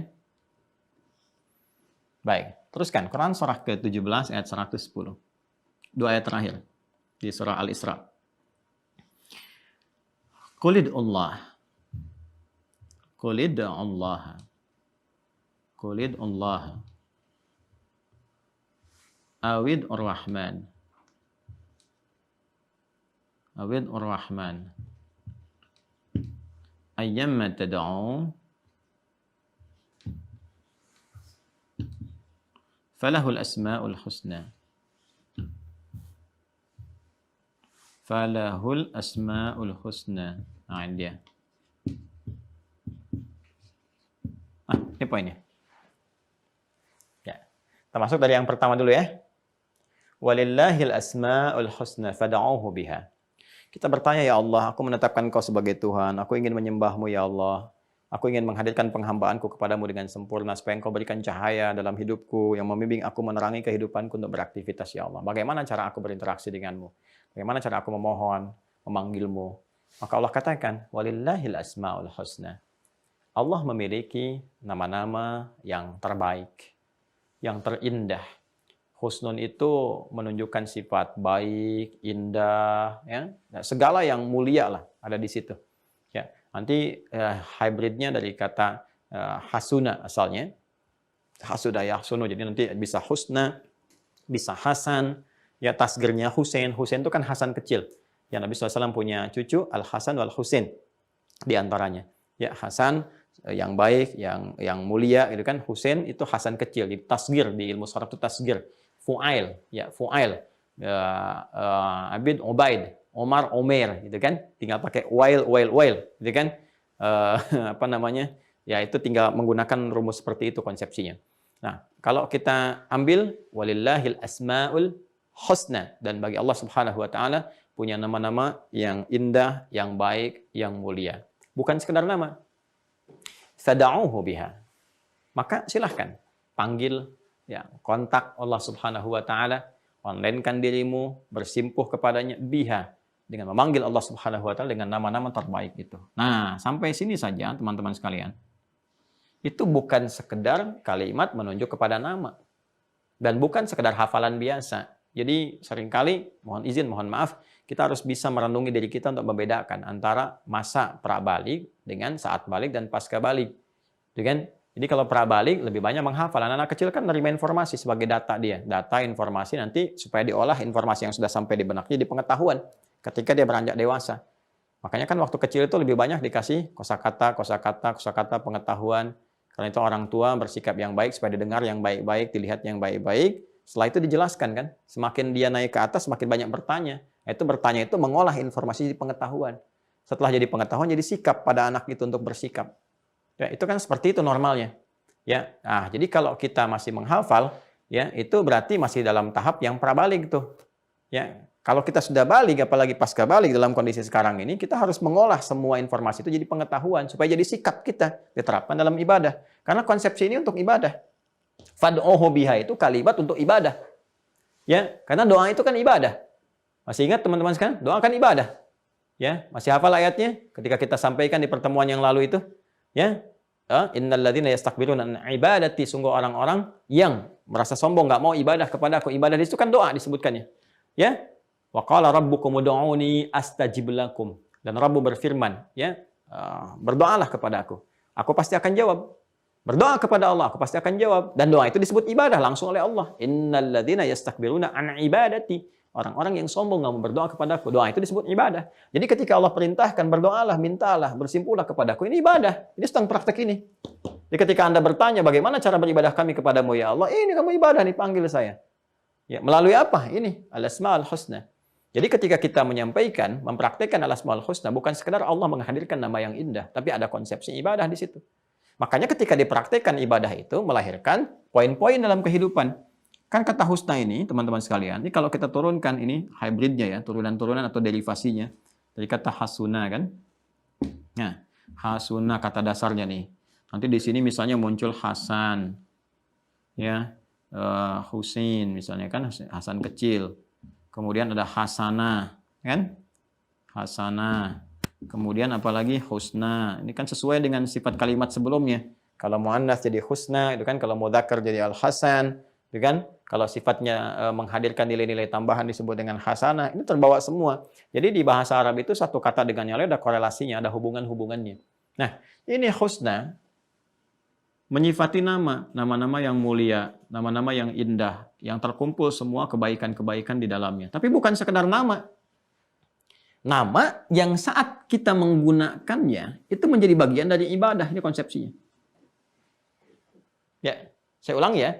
Nama yang saat kita menggunakannya, itu bagian dari ibadah. Kalau sudah ibadah, dapat pahala kan? Ya kan? Berapa pahalanya? Setiap satu itu 10 poin. Maka disebutkan di Quran, surah ke-6 ayat 160. Ya. Kalau sudah ibadah jadi pahala, sesuatu yang pernah ingat pesan saya dulu, sesuatu yang dikerjakan jadi ibadah, jadi saleh, maka dipandang baik oleh Allah. Ketika dipandang baik memiliki poin. Amal ibadah yang punya nilai kebaikan itu disebut hasanah namanya. Makanya Allah berfirman di Quran surah ke-6 Al-An'am ayat 160, "Man jaa'a bil hasanati." Man jaa'a bil hasanati, hasanah, ya, falahu asyru amthaliha, falahu asyru amthaliha. Nah, ini dia poinnya. Siapa yang bisa melakukan perbuatan, punya nilai hasanah di dalamnya, dapat 10 poin. Poin yang disebut dengan ajrun. Lahum ajrun ghairu mamnun. Hitungan-hitungannya. Dan ajrun ini hitungannya Allah yang maha tahu. 10 itu jangan dihitung 1, 2, 3, 4, 5. Nggak begitu cara ngitungnya. Nah, punya hitungan sendiri. Nabi aja menggambarkan ke kita datang ke masjid aja, itu belum ibadah, baru niat tuh. Belum praktek maksudnya, baru niat untuk ibadah, datang ke situ. Diimplementasikan niat kita datang, baru datang udah dapat 25. Jarak satu keduanya 500 tahun, dua ketiga 500 tahun, demikian seterusnya. Nah, ini setiap kita ibadah itu minimal 10 poin. Baca Al-Quran satu hurufnya 10 poin, kan? 10-nya itu tinggi. Infak nanti paling minimal 700 poin, turun ayat nanti. Poinnya itu ajrun namanya. Ajrunnya yang dikumpulkan, ini bekalnya nih. Ya, bekal akhirat. Jadi bekal akhirat tuh ini nih. Kalau kita sekarang bekal dunia nabung, berangkat ke sini uangnya dibawa, nabung kan? Berangkat beli ini, beli itu, ke akhirat tuh sudah hilang. Makanya dikatakan meninggal dunia, hilang, tinggal yang bekal-bekal dunia itu. Poin yang dinilai. Makanya kita berharap semua kegiatan dunia kita memiliki nilai hasanah, hasanahnya akan terkumpul di akhirat untuk dilihat, sehingga membebaskan kita dari ancaman-ancaman akhirat. Di dunia aja nggak punya bekal, terancam kok. Terancam Anda, nggak punya bekal, pergi kemana, nggak ada bekalnya, terancam. Capek, lihat, mungkin dijaili orang, macam-macam. Nah ini ke akhirat nggak bawa bekal, ya ancamannya tinggi. Makanya kita selalu berdoa di Quran surah kedua, Al-Baqarah, ayat 201. Ayat 201. Wa minhum, dan diantara manusia itu, mayyaqulu, ada yang sering berdoa, Rabbana atina fid dunya hasanah, wa fil akhirati hasanah, wa qina adzabannar. Ya kan? Dan diantara manusia itu ada yang sering berdoa, mohon kepada Allah supaya aktivitas dunianya itu punya nilai akhiratnya. Yang di akhirat bisa dilihat. Hasanah dunia, hasanah nampak di akhirat. Ya kan? Dan itu menghindarkan dia dari ancaman neraka. Jadi ketika kita ingin turunkan kepada bentuk sifat, turunan dari hybrid ini, derivasi kata hasanah ini, ketemu juga salah satunya husna. Jadi ketika kita ibadah menggunakan al-asmaul husna, baru menyebut nama Allah dengan al-asmaul husna, itu punya poin. Ya. Dan bukan sekedar itu. Ada feedbacknya kepada kita, karena semua ibadah itu punya feedback. Ya, punya dampaknya. Punya timbal baliknya. Sekarang apa hubungan sholat dengan diri kita? Itu bukan sekedar kita hanya membuktikan keimanan kita pada Allah, komitmen kita untuk ibadah, bukan. Ada manfaatnya untuk kita. Ya, karena itu semua kembali kepada kita. Allah nggak butuh dengan ruku dan sujud kita. Dampaknya ke kita lagi, dengan penghambaan itu diberikan sesuatu kepada kita. Jadi kita yang butuh. Makanya sholat menjadi wajib itu karena ada bagian dari kebutuhan hidup kita ada di situ. Ya, apa di antaranya misalnya? Kepada sikap, kepada perilaku, turun Quran surah 29 ayat 45.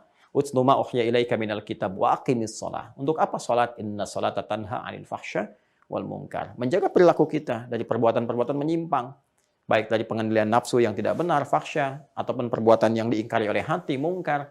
Makanya anak dari kecil, kenapa fikih pertama yang diajarkan salat? Usia 7 tahun ingatkan begini, 10 tahun kalau belum mengerti berikan pelajaran membuat dia mengerti. Salat dulu. Kenapa salat? Karena kalau salatnya tidak bagus, jadi anak baik. Itu rahasianya. Jadi anak baik, kalau benar jadi anak baik. Nah, ini sekarang agak lompat nih. Ya, rukun Islam yang kedua belum sempurna, udah masuk ke manasik. Rukun Islam yang kelima, anak TK udah boleh manasik. Sementara salatnya belum sempurna. Salah enggak? Enggak. Saya tidak menyalahkan. Salah sih tidak, cuman lompat.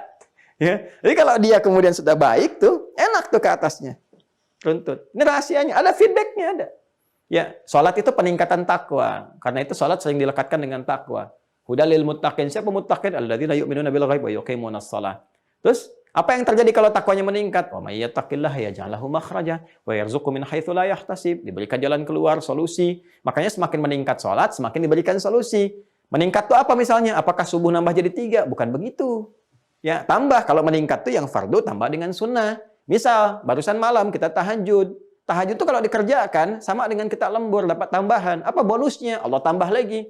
Quran surah ke-17, ayat 79 sampai 81. Wa minal laili fatahajjad bihi nafilatan lak. Dari sebagian malam bangun tahajud walaupun cuma sunnah sifatnya, tapi asa ayyab'atsaka rabbuka maqaman mahmuda. Allah akan bimbing kau ke tempat yang terbaik, posisi yang bagus dalam pekerjaan, dalam aktivitas. Ya. Kemudian apa? Wa qur rabbi adkhilni mudkhala sidqin. Dibimbing awal pekerjaan itu dengan bimbingan yang benar. Masuk kuliah nggak perlu nyogok, masuk pekerjaan nggak perlu nyogok, dan sebagainya. Wa akhrijni mukhraja sidqin, diberi jalan keluar, solusi kalau ada persoalan. Wa ja'alni min ladunka sultanan nasira, ditolong kalau sedang punya masalah, ditolong oleh Allah. Itu kalau benar dikerjakan, feedbacknya ada. Nah ini pun sama, apa feedbacknya dari Al-Asma'ul Husna? Kepada kita dampaknya. Langsung disebutkan oleh Allah dengan nama-namanya itu sesuai dengan kebutuhan kita. Itu prakteknya. Itu prakteknya. Makanya sangat menempat sekali. Sangat menempat. Kenapa dalam takbir kita mengucapkan Allahu Akbar dalam sholat? Ya kan? Sementara nanti di tempat-tempat lain ditunjukkan oleh Allah bagaimana cara meminta. Ternyata, teman-teman sekalian, ini bukan sekedar nama yang dibentangkan. 99 nama kurang lebih yang disampaikan kepada kita dengan sempurna. Disebut dengan Al-Asma'ul Husna. Tapi di balik itu, pertama ada nilai ibadah. Yang kedua ada feedback kembali kepada kita sesuai dengan nama yang melekat di dalamnya. Contoh. Ya. Perhatikan baik-baik teman-teman sekalian. Di antara nama-nama Allah itu kan kalau kita menghafal Allahur Rahmanur Rahimul Malikil Quddus Salam dan sebagainya gitu kan. Yuk kita ambil beberapa. Nanti kita turunkan detailnya. Termasuk hadis-hadisnya. Misal Ar-Razzaq, Al-Alim, Al-Wahhab misalnya kan. Dan seterusnya. Kita ambil aja beberapa. Ya. Walillahil asma'ul husna fad'uhu biha. Allah memiliki nama-nama yang terindah, terbaik sesuai dengan kebutuhan kita. Dan kalau engkau panggil, silahkan panggil Allah. Sesuai dengan asas kebutuhanmu. Engkau ibadah, dapat pahala, ada feedbacknya. Bagaimana memanggilnya? Lihat sini. Quran surah 17 ayat 110. Qulid Allah. Kalau engkau nggak tahu nama-nama spesifik sesuai kebutuhan, jadi Al-Asma'ul Husna itu bukan sekedar nama terindah, tapi nama yang dibentangkan oleh Allah dengan kemuliaan sifatnya untuk menyelesaikan semua kebutuhan manusia. Jadi semua kebutuhan hidup kita itu Allahu Akbar. Dibentangkan oleh Allah nama-namanya sesuai dengan kebutuhan kita. Jadi semua nama Allah yang mulia itu sesungguhnya adalah solusi dari semua kebutuhan kita. Manggilnya ya dengan nama itu. Dibentangkan oleh Allah. Kalau nggak tahu nama spesifik sesuai kebutuhan kita, sebut Allah, kulit Allah. Sudah, itu puncaknya, Allah. Ya, makanya kan ini fitrah dalam diri kita. Ya, butuh rezeki, ya Allah, mohon berikan rezeki kepadaku. Ya kan? Mau belajar besok mau ujian, ya Allah, berikan tambahan pengetahuan kepadaku. Mau didik anak, ya Allah, berikan aku kekuatan untuk mendidik anak-anakku. Ya kan? Bertobat karena banyak salah, ya Allah, aku banyak salah, tobat kepadamu. Itu puncaknya kan? Ya. Kemudian yang kedua, kalau Anda misalnya ingin yang singkat lagi, pengen tahu misalnya, ya Allah, saya ingin spesifik, ingin minta juga, ya Allah, yang mencakup semua rahmat kasih-Mu. Ya, selain nama yang mulia ini, ya Allah, apalagi kulit Ar-Rahman. Kulit Allah awid Ar-Rahman. Sebut nama Allah atau Ar-Rahman. Rahman itu kan puncak pemberian kasih yang sangat luas, yang diberikan pada secara umum saat di dunia. Di akhirat nanti ada Rahim. Ya, dari kata rahmah asalnya. Rahman, Rahim. Kita katakan, ya Rahman, Rahman, ya Rahman. Itu kan, ya Rahman, ya Rahman, alimni, ya Rahman, ya Allah, ajarkan aku pengetahuan yang maha berkasih sayang, sayangi aku, ya Allah, dengan kau turunkan rizkimu, dengan rahmatmu, dan sebagainya. Minta, ya Allah, ya Rahman, ya Allah, ya Rahman, boleh. Tapi, ayyamma tad'u, kalau engkau kapanpun mau minta, ingin kau spesifik minta sesuai dengan hajatmu, tidak ingin menyebut yang umum, falahul asma'ul husna, sebut, cari nama-nama yang terbaik sesuai dengan kebutuhanmu. Contoh, Anda punya masalah dalam rezeki, sebut. Ya Allah, ya Rahman, ya Razzaq. Ya Allah, pemilik Al-Asma'ul Husna. Yang memiliki rizki. Yang dengan namanya engkau katakan ya Razzaq.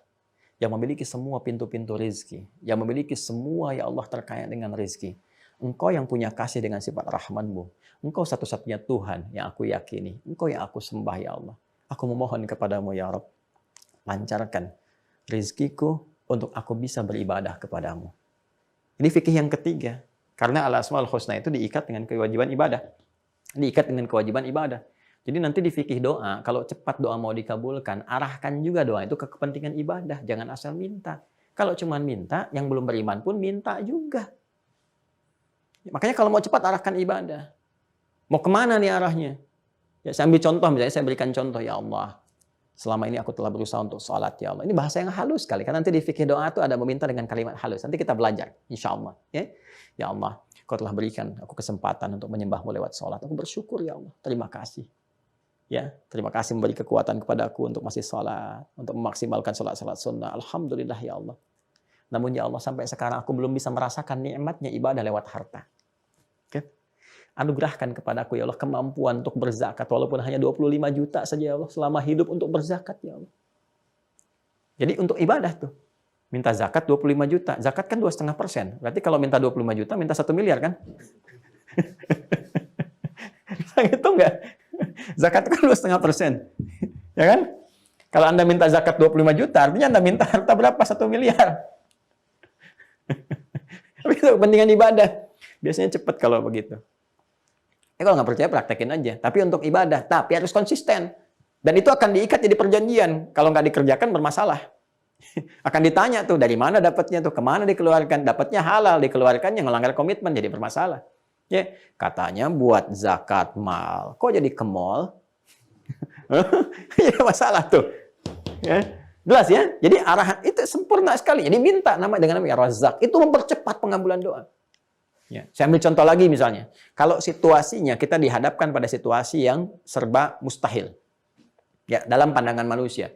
Ini udah nggak mungkin, udah nggak bisa dan sebagainya. Maka cari nama Allah di Al-Asmaul Husna yang sifatnya memberi tanpa batas. Yang nggak punya batasan kemustahilan. Nggak ada yang mustahil bagi Allah. Apa diantaranya misalnya? Wahhab. Memberi tanpa batas. Ini yang digunakan Nabi Zakaria alaihissalam ketika memohon kepada Allah supaya punya keturunan. Karena secara medis dan klinis divonis tidak mungkin punya keturunan. Mohon maaf, sudah sepuh, istrinya divonis menopause dan mandul. Ya kan? Apa yang dikatakan oleh beliau? Direkam di Quran surah ketiga Al-Imran ayat 38. Ya, paling kanan sebelah atas di mushaf standar. Ya. Hunalika da'a Zakaria rabbah qala rabbi habli bil ladunka dzurriyyatan thayyibah innaka sami'ud du'a. Ya. Perhatikan, dan di mihrab itulah mihrabnya Maryam, Nabi Zakaria berdoa bermohon kepada Allah. Qala rabbi habli. Habli itu fi'il amr li talab. Ya, kalimat permintaan yang mendesak kepada Allah, memohon dengan sangat. Ya. Apa yang disebutkan? Rabbi, Rabb sifat rububiyahnya, itu disebut dengan sifat fitrahnya yang berjanji memberikan kebutuhan sepanjang dibutuhkan. Lalu disebutkan hab dari sifat wahab. Habli, memohon, ya Allah, yang Rabbku yang berjanji akan mengabulkan ketika aku berdoa. Memberikan kebutuhan ketika aku meminta. Engkau memiliki nama yang indah, pemberi tanpa batas. Mereka mengatakan, aku punya batasan, ya Allah. Mereka mengatakan, istriku terbatas sehingga kami divonis tidak punya keturunan, ya Allah. Maka ketika mereka katakan, kami punya batas, kami memohon kepadamu yang tidak punya batasan. Anugerahkan kami keturunan dari ketetapanmu saja, ya Allah. Sungguh engkau maha mendengar doa kami. Innaka sami'ud du'a. Ya Allah, kalau pada yang pemberi tanpa batas dan maha mendengar doa belum terkabul juga, lantas mohon berikan petunjuk kepada kami. Dengan cara apa lagi kami harus memohon? Apa yang terjadi? Cepat, tanpa jeda. Ayat 39-nya. Fanadatul malaikatu wa huwa qa'imun yusalli fil mihrab annallaha yubashshiruka bi Yahya. Tiba turun malaikat mengabarkan kepada beliau, dikabulkan doanya. Kamu akan punya anak, namanya langsung diberikan oleh Allah Yahya. Ya, yang bergerak, berkehidupan, yang baik, hidup. Yang mustahil kata manusia lahir dari rahim perempuan yang menopause dan mandul, bayi yang hidup kata Allah nggak ada yang mustahil. Yahya hidup dia. Bergerak. Nih. Jadi cari kesesuaiannya. Cari kesesuaiannya. Kalau Anda memohon, cari yang sesuai. Ya, mohon pengetahuan ya alim, ya kan? Ya, mohon kesabaran ya sabar. Mohon perlindungan ya jabbar, ya kan? Ya, mohon semua perhatian misalnya ya muhit dan sebagainya. Terus kita minta 99 itu sesuai dengan kebutuhan kita. Itu indahnya. Dan akumulasi dari ini semua kita bawa dalam sholat. Makanya para nabi itu minta dalam sholat. Nama-nama ini yang terbaik itu dihadirkan dalam sholat. Ada nanti cara-caranya. Ada yang sudah nggak bisa dirubah-rubah, gitu kan? Nggak bisa dirubah-rubah. Seperti itu kita bacaannya. Bacaan sujud, ruku nggak usah dirubah lagi. Ada bacaan-bacaan tertentu yang diajarkan Nabi dalam sujud berpanjang. Apa yang dibaca dalam panjang itu? Ada yang kita bisa hadirkan dalam hati, nggak perlu diungkapkan. Ada. Nanti fikihnya masuk saat masuk ke bab yang kedua di syariat. Ya, bab syariat itu kan nanti rukun Islam kan masuk bab syariat. Pertama akidah kan? Ya kan? Kalimat tauhid la ilaha illallah, syahadu la ilaha illallah, syahadu anna muhammadar rasulullah, ini yang kita bahas. Setelah itu kan salat, setelah salat zakat, setelah zakat puasa, setelah puasa haji. Itu yang pokok keislaman kita. Nah, sekarang kita baru di syahadat. Syahadat cabangnya ada 6. Iman ini baru bahas kita 1, masih ada 5. Jadi sabar. Ya, sabar. Masih panjang kita insyaallah. Mudah-mudahan sampai kiamat kurang 2 hari masih bisa kita bahas kalau masih ada umur ya. Nah, insyaallah kalau saya pun ya meninggal misalnya nanti insyaallah murid-murid saya yang belajar yang serius ya. Ada yang di Madinah, di Ummul Qura, di Al-Azhar, nanti kalian pulang-pulang tuh gantikan tuh. Ini sudah kita jadikan wakaf nih untuk umat Islam. Saya tidak memiliki ya.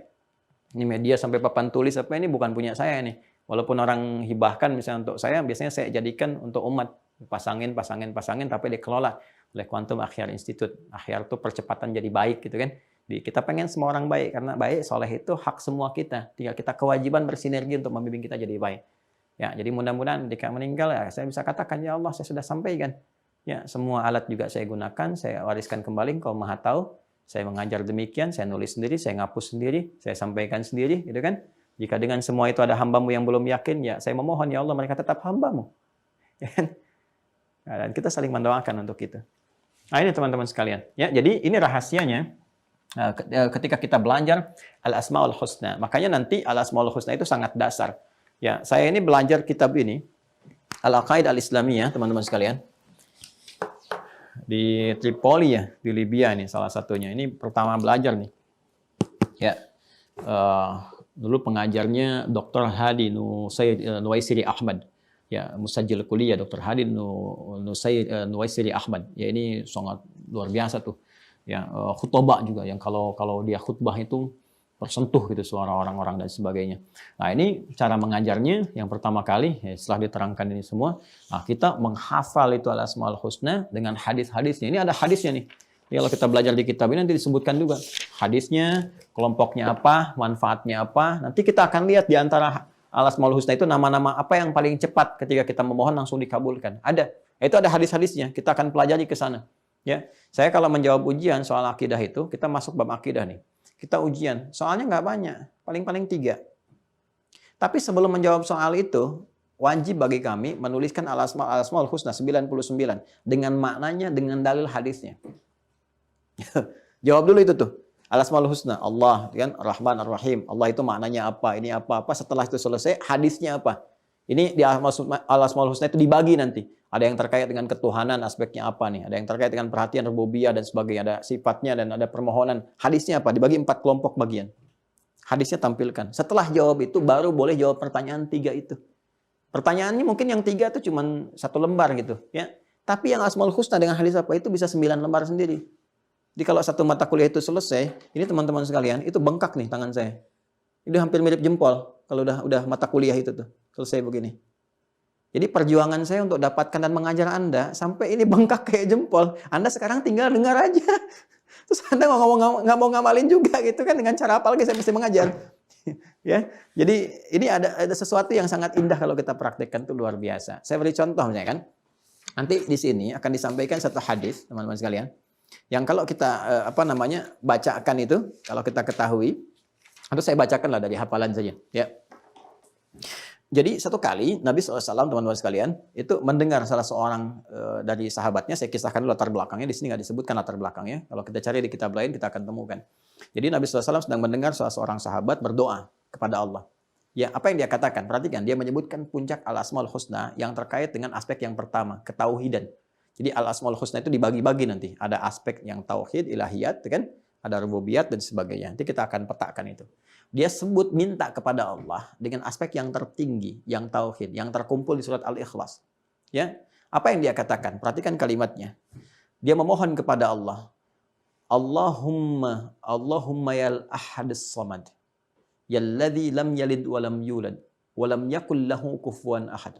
Allahumma inni as'aluka an taghfirali. Perhatikan kalimatnya. Allahumma yal ahadus samad. Yalladzi lam yalid wa lam yulad wa lam yakul lahu kufuwan ahad. Allahumma inni as'aluka an taghfirali. Ya Allah, aku memohon dengan puncak namamu yang tertinggi. Yal ahad yas samad. Kan as-samad juga termasuk Al-Asmaul Husna. Ya kan?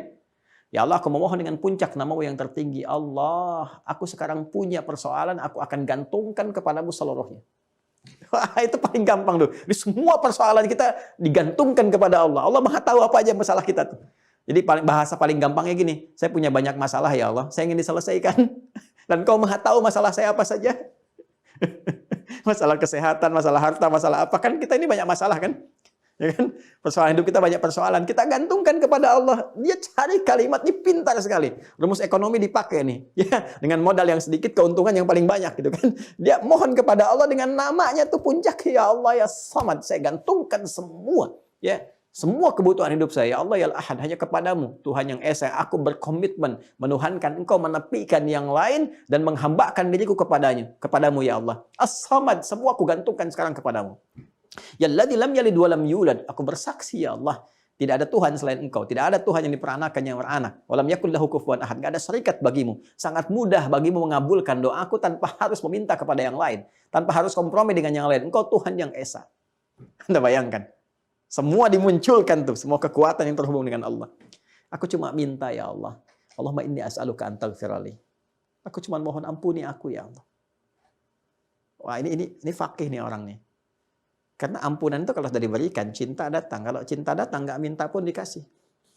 Bapak ibu itu mencintai anak. Saking cintanya, anak nggak minta dibeliin sepeda. Anak nggak minta dibeliin baju baru. Itu cinta itu namanya. Ada perhatian yang sangat dalam. Allah cinta kepada hamba, apalagi ibu punya rahim. Allah punya sifatnya. Anda aja yang diberikan kecil begitu, perhatian begitu dalam.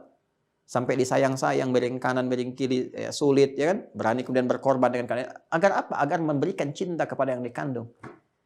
Makanya dalam salah satu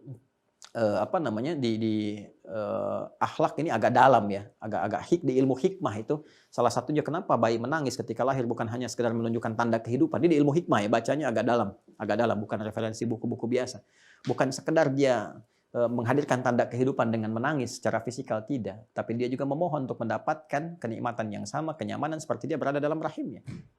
Ya, dalam rahim ibundanya. Allah tuh sifatnya rahim, memberikan perhatiannya sangat dalam, cintanya tinggi. Makanya orang ingin mendapatkan cinta Allah, salah satu jalannya apa? Kalau tidak mengikuti petunjuk Rasulullah, dia rajin beristighfar. Itu di Quran surah ketiga Ali Imran ayat 31. Qul in kuntum tuhibbunallaha fattabi'uni yuhibbukumullah wa yaghfir lakum dzunubakum. Cinta pada Allah itu diikat dengan dua bagian. Cinta itu di tengah-tengah nih. Sini ikuti petunjuk Rasulullah, fattabi'uni, sini wa yaghfir lakum dzunubakum. Banyak istighfar, mengampuni dosa. Jadi orang ini pengen minta kepada Allah ampuni dosanya. Kalau sudah diampuni dosa, cinta itu lahir. Kalau sudah cinta lahir, apapun selesai masalah. Udah, tuntas. Selesai masalah. Ya, coba silahkan cek deh. Persoalan itu tuntas, selesai. Sudah. Nah, tapi yang menarik apa? Komennya. Ya, komennya. Dan komen itu nggak mungkin muncul. Ya, yang positif ya. Komen positif nggak mungkin muncul kecuali ada like sebelumnya. Ya, makanya ada like, komen, dan share kan. Nanti di-share kepada kita. Sekarang tugas saya men-share. Ya, Nabi menyukai itu, like. Kemudian dikomen oleh Nabi. Ara'aita bima da'ut? Kamu sadar nggak tadi itu kamu berdoa itu nyebutnya apa? Ya, kamu dengan apa tadi berdoa? Sadar nggak kamu minta itu dengan apa? Apa jawab orang ini? Allah wa rasuluhu a'lam. Allah dan Rasul yang Maha mengetahui. Kata Nabi, laqad da'auta. Ya. Bismillahil a'zam. Sungguh engkau telah memohon kepada Allah dengan namanya yang paling tinggi, yang paling agung. Ya. Wa idza du'iya biha ajaba wa idza su'ila biha a'ta. Yang kalau engkau berdoa dengannya, doamu akan dikabulkan, dan kalau engkau meminta pasti akan diberikan. Nah, jadi fikih al-asmaul husna itu kalau benar kita gunakan, itu dijawab, diberikan jalan kemudahan. Itu level orang biasa. Nabi Zakaria memohon yang mustahil dikasih oleh Allah. Jadi ini bukan main-main, bukan sembarangan. Nah, kapan al-asmaul husna itu berfungsi? Ketika kita mohonkan, baik dalam sholat puncak, ya tiap hari kita minta 17 kali. Kita mohonkan kepada Allah, iyyaka na'budu wa iyyaka nasta'in. Dan setelah itu kita mohon kepada Allah dengan kebaikan-kebaikan dan sebagainya. Sujud ruku kita minta. Berapa yang dijawab? Apakah setiap orang yang menyampaikan ini akan dijawab? Belum tentu. Kalau dia tidak bacakan itu dengan iman. Nah, karena itu saya baru berikan pengantar seperti ini. Nanti kita akan turunkan kepada fikih ibadah untuk prakteknya saat masuk kepada gambarannya.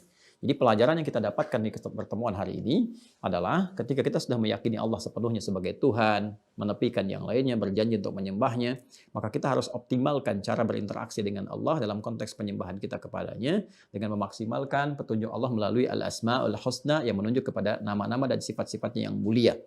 Ya, nanti yang selanjutnya kita akan coba petakan dari nama-nama ini. Ya, arahnya kemana, bagaimana cara memintanya, seperti apa menggunakannya, dan menerapkan itu dalam tanda bacaan semesta. Karena nanti kalau kita lihat alam dan sebagainya, al-asmaul husna itu kalau sudah jadi cahaya dalam diri kita akan membimbing kita untuk mendekat kepada Allah. Ini yang dimaksudkan di Quran surah Fusilat, surah 41, ayat 53 itu. Sanurihim ayatina fil afaq wa fi anfusihim hatta yatabayyana lahum annahul haq. Surah Fusilat, surah 41, ayat 53. Kami akan tampakkan tanda-tanda kebesaran kami ya kan, di alam semesta, bahkan pada diri mereka sendiri, diri manusia, kita sendiri itu ada tanda-tanda kebesaran Allah.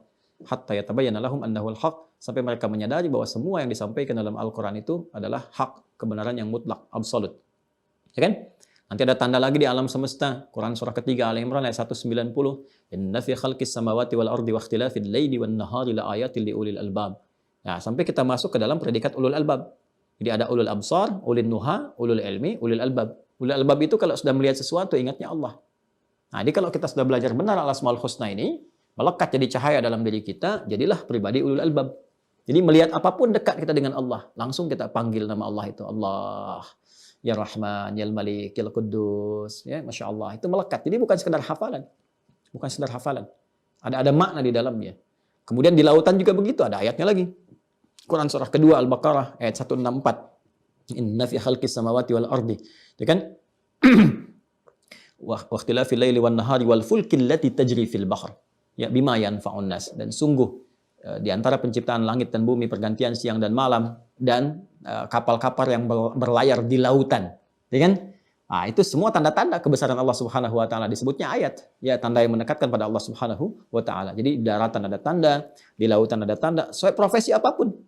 Anda sedang offshore di minyak misalnya kan, ke lautan, nah, nanti ketemu di surat At-Tur, wal bahril masjur. Ya kan? Nah, dan di antara lautan itu ada yang berpotensi mengandung api, ya, api bisa dicek. Tadi kan kandungannya ada minyak di dalamnya. Ya, Anda yang berprofesi sebagai misalnya geologis atau penambang batu bara dan sebagainya, nanti Anda bisa lihat lagi di surat Fatir ayat 27. Ya, Anda bisa lihat bagaimana penampakan gunung-gunung yang bidun, judadun, yang ada kelihatan, ada yang putih kandungannya apa, kemudian ada yang kehijau-hijauan kandungannya apa, ada yang keemas-emasan kandungannya apa, dan sebagainya. Orang tua kita bijak mengatakan di gunung Kencana itu kan emas dan sebagainya. Tapi Quran memberikan isyarat-isyarat, ada itu ilmunya. Ada ilmunya. Di biologi misalnya ketika Anda baca Quran surah kedua-dua ayat yang kelima, Anda lihat bagaimana proses di dalam tubuh manusia itu. Yang SPOG itu kalau ayatnya hafal ini sudah. Begitu melihat praktek, mengecek kehamilan seseorang dan sebagainya, itu sudah yang keluar itu Allah, zikir yang keluar. Karena pembuktian dari ayat-ayat Quran. Benar nyata adanya pada diri kita sendiri. Dibuktikan semua. Nah, itulah bagaimana menyinergikan antara pembelajaran, akidah, tauhid, asmaul husna, dan praktek kehidupan. Nah, jadi kita sampai di sini dulu, teman-teman sekalian. Nanti pembahasan berikutnya adalah tentang klasifikasi asmaul husna dan prakteknya dalam kehidupan. Ini diklasifikasikan kepada beberapa bagian sehingga mudah menggunakannya, ya. Dan harus paham, ya. Misalnya kita minta sabar, sabar itu pasangannya ujian, pasangannya masalah. Jadi kalau Anda minta semakin sabar, minta banyak masalah. Jadi harus mengerti itu caranya bagaimana mintanya. Jadi pasangannya seperti apa, ya, sehingga pas dipraktekannya. Ya, bukan bermaksud mengajarkan, ya, hanya menerangkan kembali apa yang guru kami sampaikan, dan itu efektif gitu, karena sesuai dengan petunjuk yang telah dikaji. Kita akan bahas kembali lanjutan dari ini. Setelah itu kita bahas, kemudian masuk ke madzahir wujudillahi fil kaun, ya, membaca tanda terang benderang tentang keesaan Allah di alam semesta sehingga menghadirkan kekuatan iman pada diri kita dan selalu mendekat kepada Allah. Nanti tuntas itu pembahasannya, bukan tuntas rukun iman yang pertama.